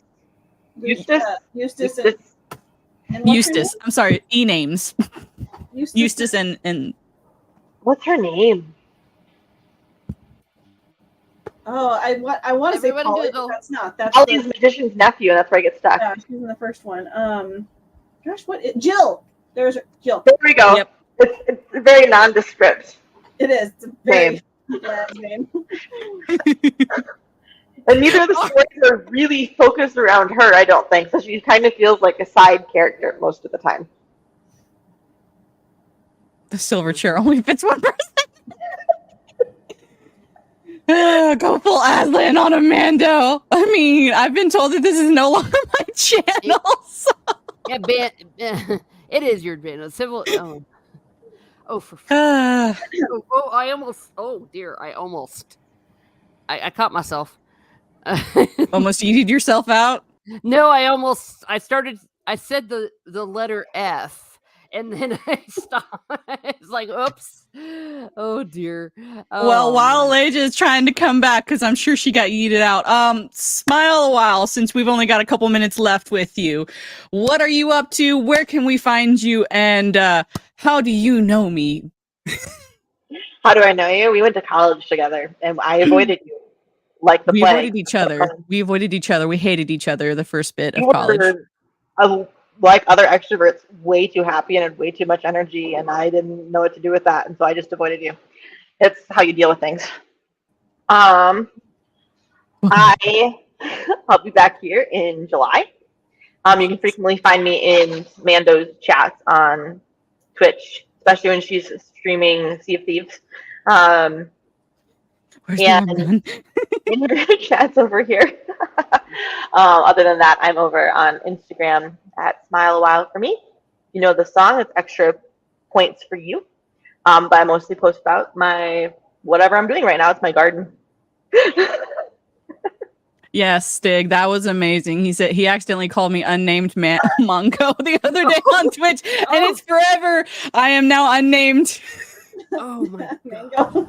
That's funny. That's pretty good. Oh, Sorry. Yes, it is on Ark's Discord server. That's my name. it's lore now, deep lore. I mean, if you guys know Steph from My Nerdy Home, she called me the untamable life or something. So I'm untamable. I'm unnamed. I'm a mango. I'm a mongo. You're just an enigma. Well, thank you so much, Smile, for joining us. We will see you again next month for The Horse and His Boy, which is your favorite as well. Yes, it is Elijah's and my favorite. So I will see you in July. Bye, bye, Smile. Sorry, I don't like. Yeah, Streamers is on the struggle bus today. It just it crashed and it was like, sorry, we can't get you back in. I was like, seriously? So, Yo. I'm sorry about that. You're good. You're good. Trying to think of what else. What are your guys' thoughts when they get out of the wardrobe and they're like, "You won't believe us, Professor." Mango only. Oh, let me see. Oh, everyone, look. I blackmailed Steph into giving me a wrench on her channel. Because I knowing from the magician's nephew, you know who the professor is, more or less. Well, actually, you don't know because it was like one of the last books written. Yeah. Yeah. Yeah. So it was just always hinted he knew. Yeah, it wasn't Yeah. until much later that we got the new publication order. So I don't know. I feel like it's kind of that sweet sadness that Diggory does feel. Obviously, again, if we're going by publication order, they wouldn't have known that yet. But it's like that sweet sadness of losing something precious, and knowing you can have a taste of it here, but knowing that you'll have to, wait to see it again. It is. It's a little like I've always like I just would want to stay in Narnia, which like duh, Who wouldn't? right?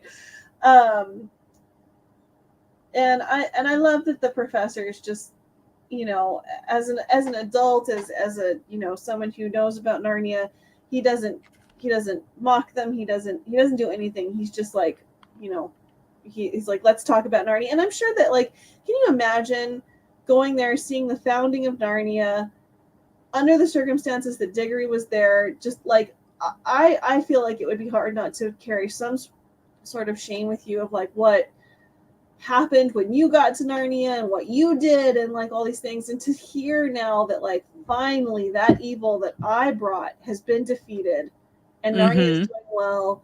You saw Aslan. I can't even fathom how much the professor was just like, tell me every single detail you remember. I love that they remain like lifelong friends. I adore that. So yes. An internet trouble. Oh, Ark, I'm not sure. Yeah, the professor said, try me, when they were like, you won't believe us. yeah, that was in the movie. And there was a big paragraph of it here. Yeah, Narnia, and the loss of it is nostalgia. The loss of something from the past you can't get back. The loss of the child within you. Yeah.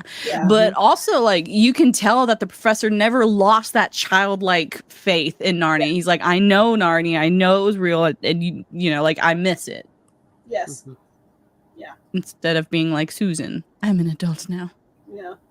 When we get to, I don't know, I don't know what book, and there's something maybe I would talk about with you privately, Mando, but I don't know if you saw, okay, so here, hold on, let me preface this. There is this bookstagrammer that I follow. Her name is Sweet Sequels on Instagram.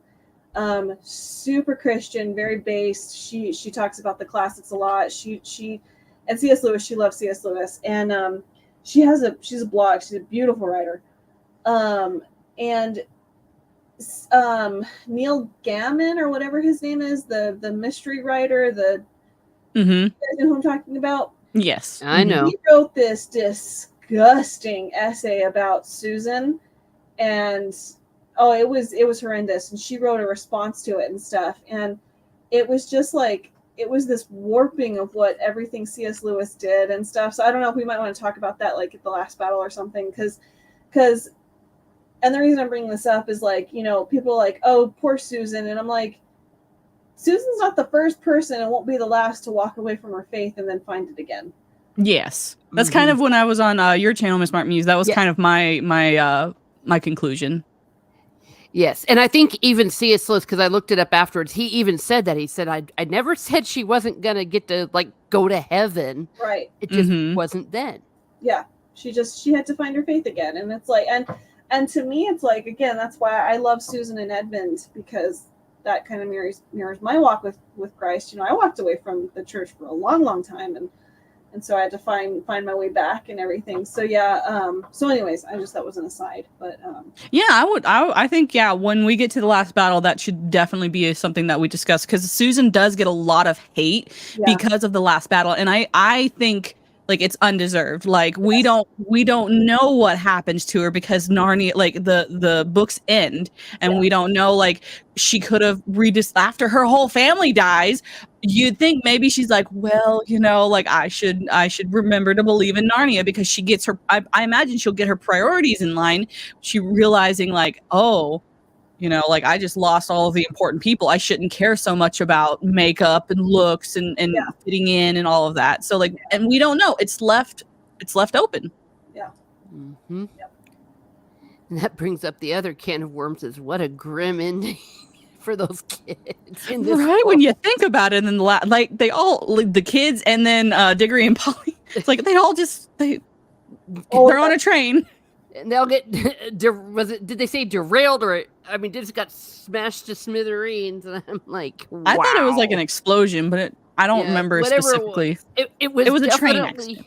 awful. It was definitely awful. Yeah. It's like, oh, look at these little kids. Boom. They're Yeah. Which, I mean, again, C.S. Lewis talked about really hard things in a really gentle manner.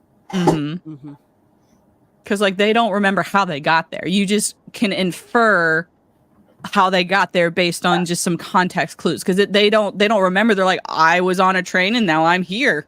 Yep. Oh no. The ending was a train wreck.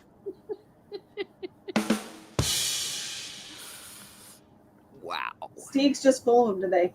Yep. He's just the rest of us are just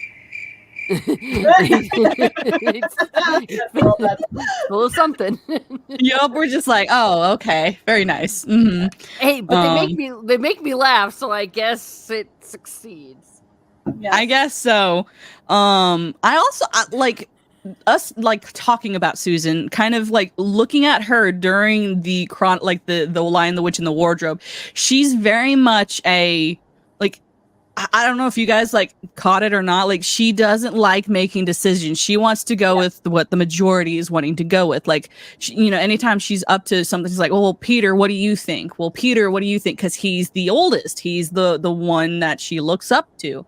And so you can kind of see the foundation of where she cares more about what other people think than being able to stand on her own morals and stuff. Yeah, she's a very hesitant character. I feel like she's very timid. She wants to go home immediately when they find out about Mr. Tumnus. She's kind of like the reluctant hero, and that kind of sets her up for the horse and his boy. And I think it's understandable, but yeah, no, I agree with you, Mando. She does care, and she does kind of just want to go with the flow. Yeah, and like there are a lot of people who are like that, and that's not dogging on her personality trait, but it's something to like that you need to recognize about her. Like, why I also don't think like she would have left Narnia forever. I think she when she was going with what the crowd thought, like, oh, that's childhood thingies, but then like reality check is going to probably help her realize, oh, I did not choose the right thing because I was doing what everyone else thought I should do. I really do wish that we could have gotten a book about Susan like after her family died. You just made me realize something when you said that, Mando. That's a childhood thing. C.S. Lewis literally opens up the dedication of this book of like, hopefully one day you'll be old enough to read fairy tales again. It's like, I just kind of like, I had that light bulb moment about like, it's like one day you'll be old enough to go back to that childlike faith. Yeah. Yep. Because there is a period of time where everyone that I know have gone through the phase of, well, that's we should leave childhood things, and back in our childhood. It's like, well, yes and no. Like there's aspects of our childhood that we need to take with us and we need to cherish and we need to protect. And like, I feel like if you're a parent, like you can't be a good parent without going back to you being a child, because that's the only way you can relate to your children. Like all good parents are goofy and silly and they have fun with their kids because they remember what it was like. When you forget that, like usually that's the teenage years because you're trying so hard to be a grown-up, but then becoming a grown-up you realize it ain't all cut out. Like it's not all as good as it's cut out to be. Yeah. Well, the Lord says, unless you become like little children, you will never enter the kingdom of heaven. Yep. I still love how a lot of people think that's like wait, so we literally physically have to become children again? It's like, no, don't. and everyone knew what he meant. You see, that's where if Jesus would ever just smack someone upside the head, he would. It's like, really? Yes. Yeah. That's why I would have loved Jesus to use a sandal. Just chonkless some people. Yeah. He was so patient with Nicodemus when he was talking about being born again. It's like, does that mean I got to go back in my mom's wound? And if Jesus's teeth ever ground with, I'm not going to say what I want to say. That was it. It was at that moment that he realized I messed up. It would be fun to compare Tolkien and Lewis's friendship to Howard and Lovecraft's friendship. But differences would be staggering. Yeah, I think one of these days we should compare, but it also goes to show like sometimes the most simple things like that children understand and like just innately, we as adults don't understand. Yeah. Like, and I think C.S. Lewis understood that very well. That like you, once you've got the stupid adult baggage in your head, it's hard. It's hard to just because like we talked about last time, Polly and Diggory accepted Narnia, Aslan, talking beasts immediately. There wasn't a question. It was the adults, well, sans the Cabbie Man, who had a hard time accepting all of this because they had a bunch of stupid adult baggage in their heads.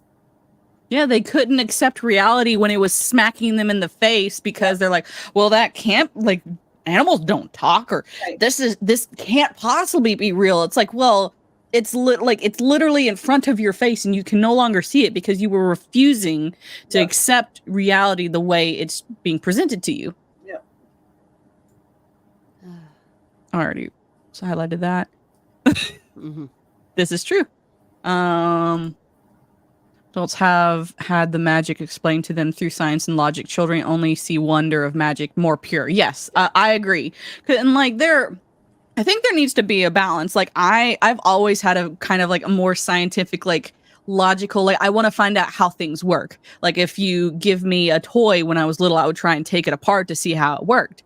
And so I think too often we get so caught up in how does it work? What is the logic? Or if the logic doesn't make sense, then obviously it's fake. Well, it's like there are still things that we don't understand. Like and too many people who call themselves smart and adults are like, well, everything's been discovered and we there's no more questions. It's like, no, there are plenty of questions that no one has been able to answer yet.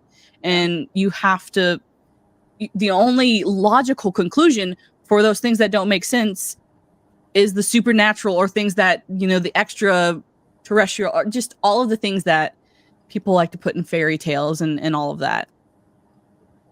Almost like you're saying people that might say the science is settled.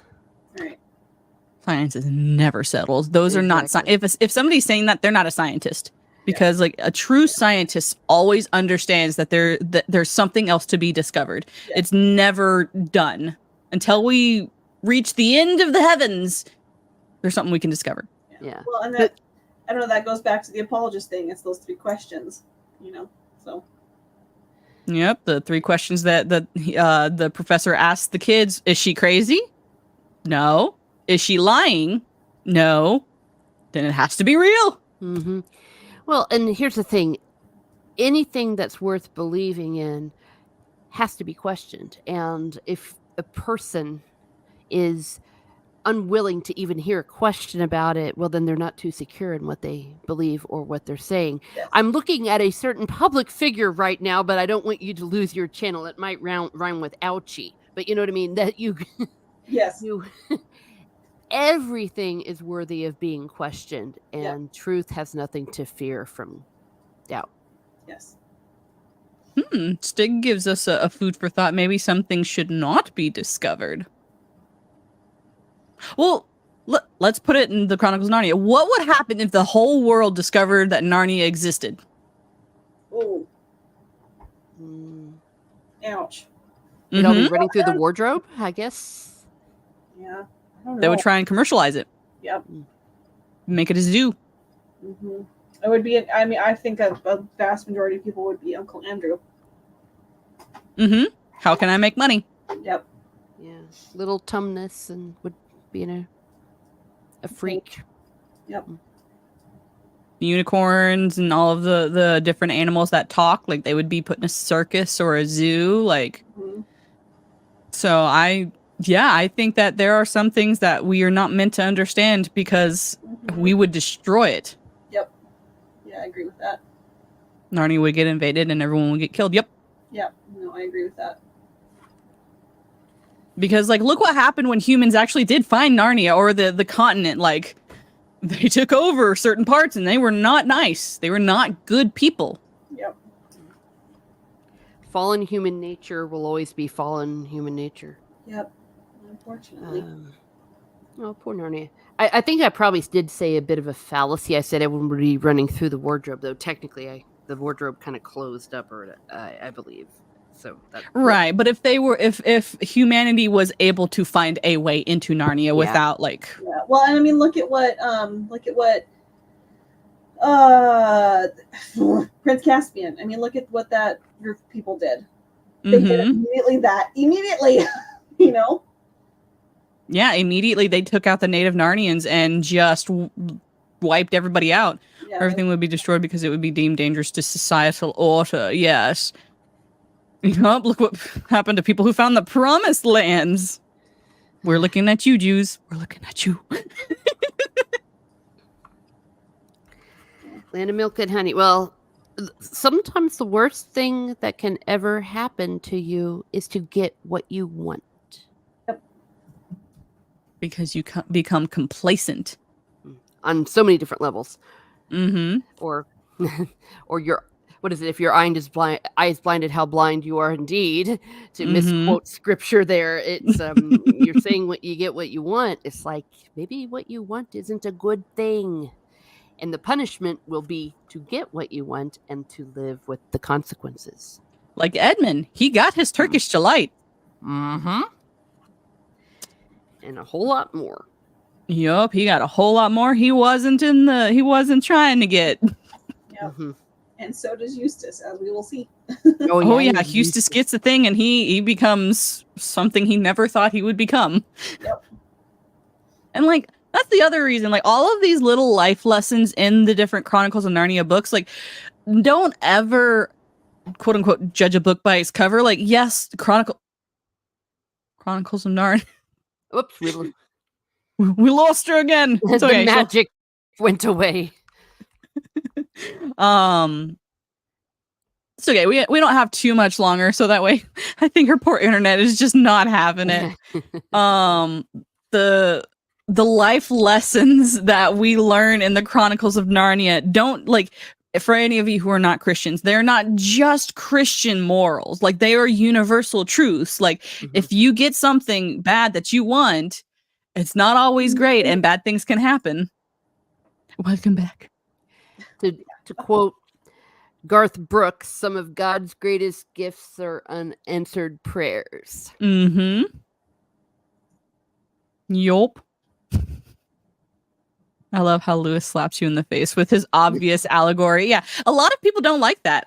Like Tolkien. Tolkien didn't like that. I love like the things that people don't realize about Tolkien and Lewis. It's like, actually, Tolkien hated allegory, and that's all Lewis did. Any of his fictions are very on the nose allegory, and I just always find that funny. It's like, I don't like allegory, but we're best friends. I know, I don't know how it works. You mean people can be friends and disagree? Imagine that. People can be grown-ups? How dare you think that? That is not a postmodern thought. Heresy. Oh, goodness. Was there any thoughts that you guys, any other thoughts you guys had about the Lion, the Witch, and the Wardrobe? No, I don't know. That was things I brought to the table, the things that stuck out with me for this rereading.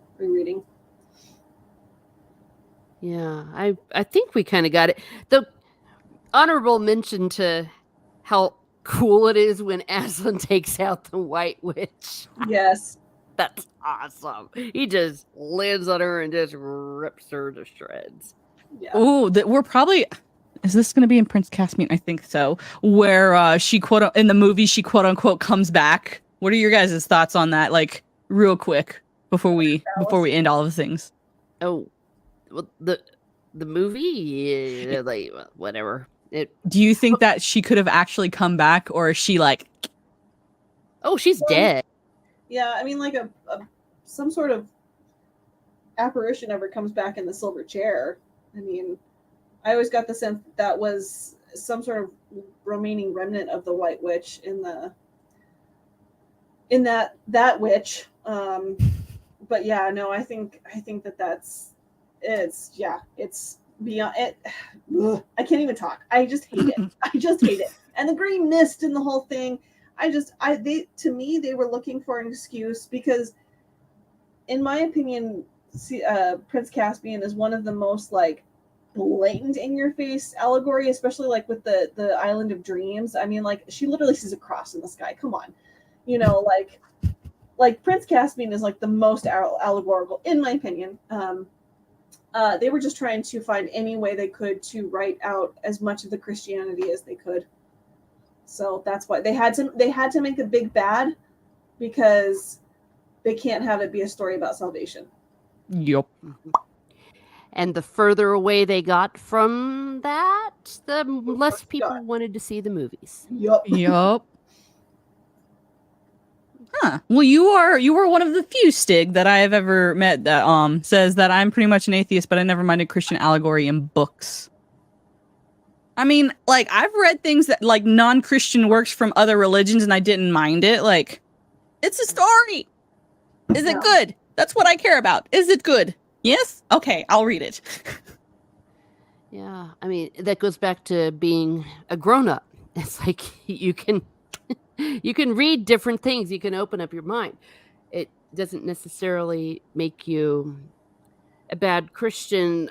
I ran across some of that in college. There was a little bit of judgmentalism. We mentioned a little bit with Dungeons and Dragons stuff. Like, how could you read that book? That's not a Christian book. And it's like, well, if I only read Christian books, I'd be very limited. Var says, I missed the whole thing when that movie was in theaters because I had to use the bathroom. Mom told me, you just missed the witch trying to come back as soon as I got back to my seat. Huh. Yeah, we'll probably talk a lot more about that next time, which let me try and remember when, because it's going to be next month on the 8th. Yeah, the 8th of July is when we're going to be doing The Horse and His Boy. For those of you who want to mark it on your calendars. Same time, same Mando place. But yeah, for those of you who've only ever watched the movies, I'm talking to you, Bev, the books are so much better, and the movies try to do what movies do and take out certain religious aspects of the story, and also like they try and spin their own ideas and ideology into the movies. The graphics, like I will say the first one, The Lion, the Witch, and the Wardrobe, as far as visually, besides the witch, which I think she should have just been completely replaced and put some visually it looks good in my opinion. The first movie. The other ones, I don't like how they redid Aslan. I really don't like the look from Prince Caspian and the Voyage of the Dawn Treader. Like, it just looks washed out. Yeah, and it looks CGI. Mm-hmm. Like, when they're touching Aslan's mane in the first one, it feel like they're touching a lion. So I don't know what happened to Weta in between 1 and 2, but something happened to Weta. Yeah. By the way, I did get to see those swords and Susan's horn and all that when we were in Weta. It was very fun. That's awesome. Yeah. That was pictures, yes. R-rated than most fantasy books, especially D&D books, which are always PG-13. Is reading it mandatory? You don't have to read the Bible to read. If that's what you're talking about, is it mandatory? You don't have to read the Bible to read the Chronicles of Narnia books, but you should read the Chronicles of Narnia books. Yeah. Mando, he spelled it Mandatory. He was trying to be sorry to maybe you would have been a happier. My head too. You broke her, Steve. You broke her. Yes, I get it now. I get it now. I have tested that man more than I've tested anyone in my life, if that makes you feel better. Sounds about right.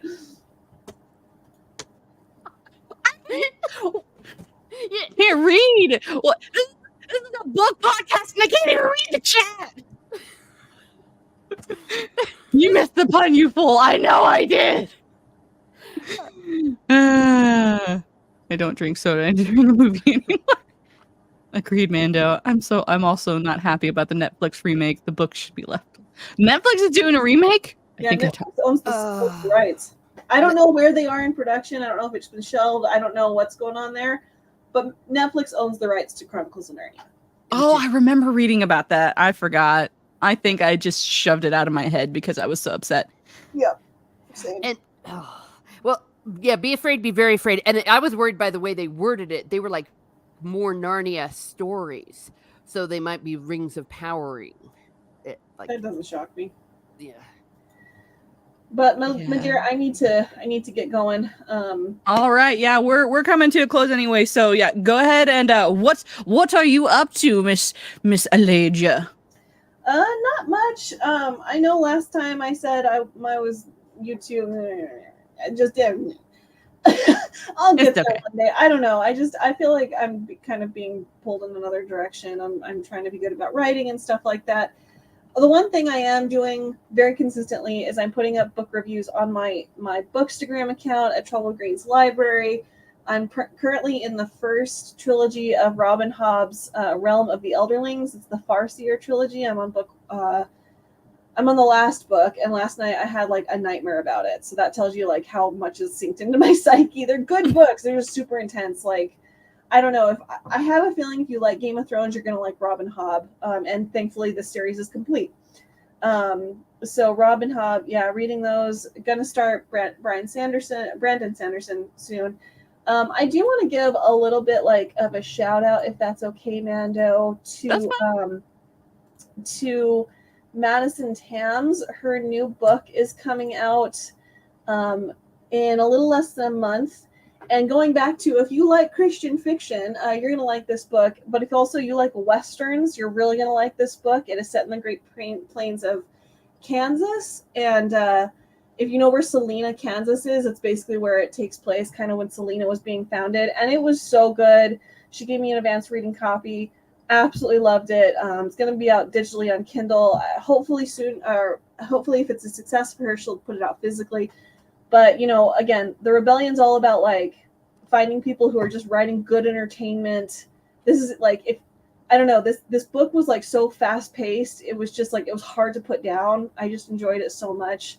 So I just wanted to give a shout-out to her because she really poured her life and soul into this book. And it shows. The editing is beautiful. It's just, yeah, beautiful writing. Captured Kansas Prairie very well. So I just read it, did a review of it, and I can't recommend it enough. So I wanted to give a shout-out to her for that. Nice. Go check it out, all of y'all who are readers.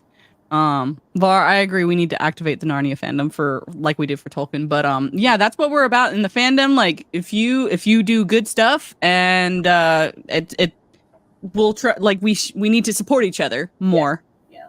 No, for sure. Clear. We want a clear answer to what you're doing, Elijah. You will answer to the best of your ability.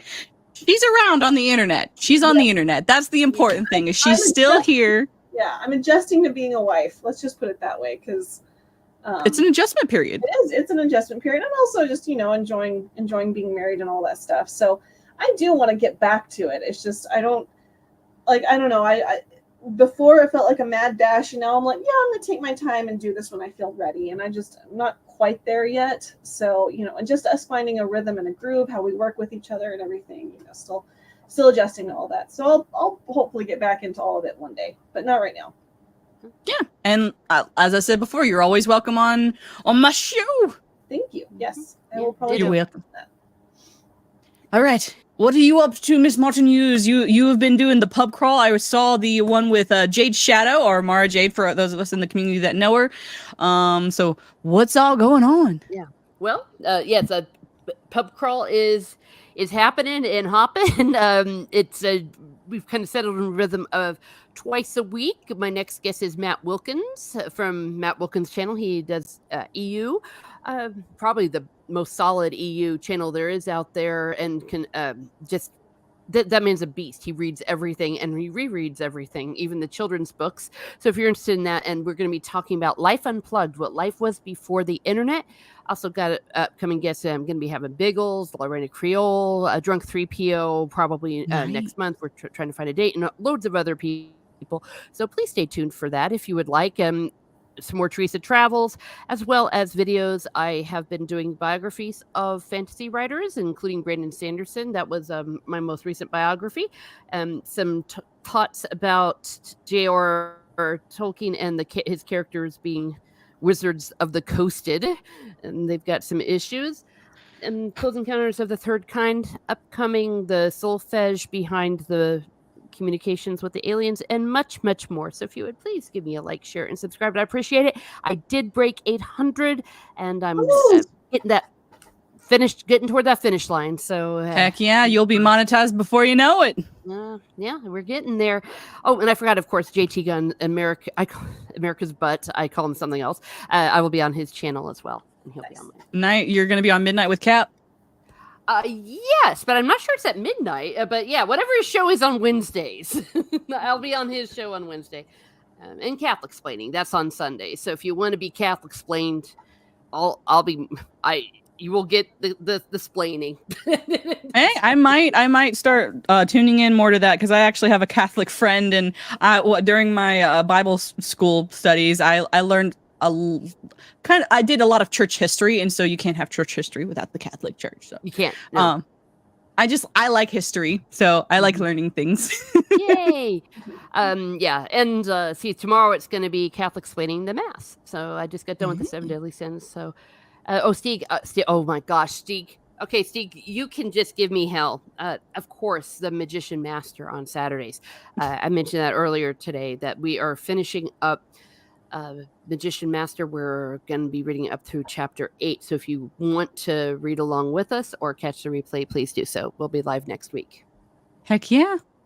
All right. And for me, I am going to be kind of doing a campaign, we're hoping by the end of the month I can get up to 200 subscribers on my YouTube channel, because I need to start focusing a little bit more on my YouTube channel. He's been limping along.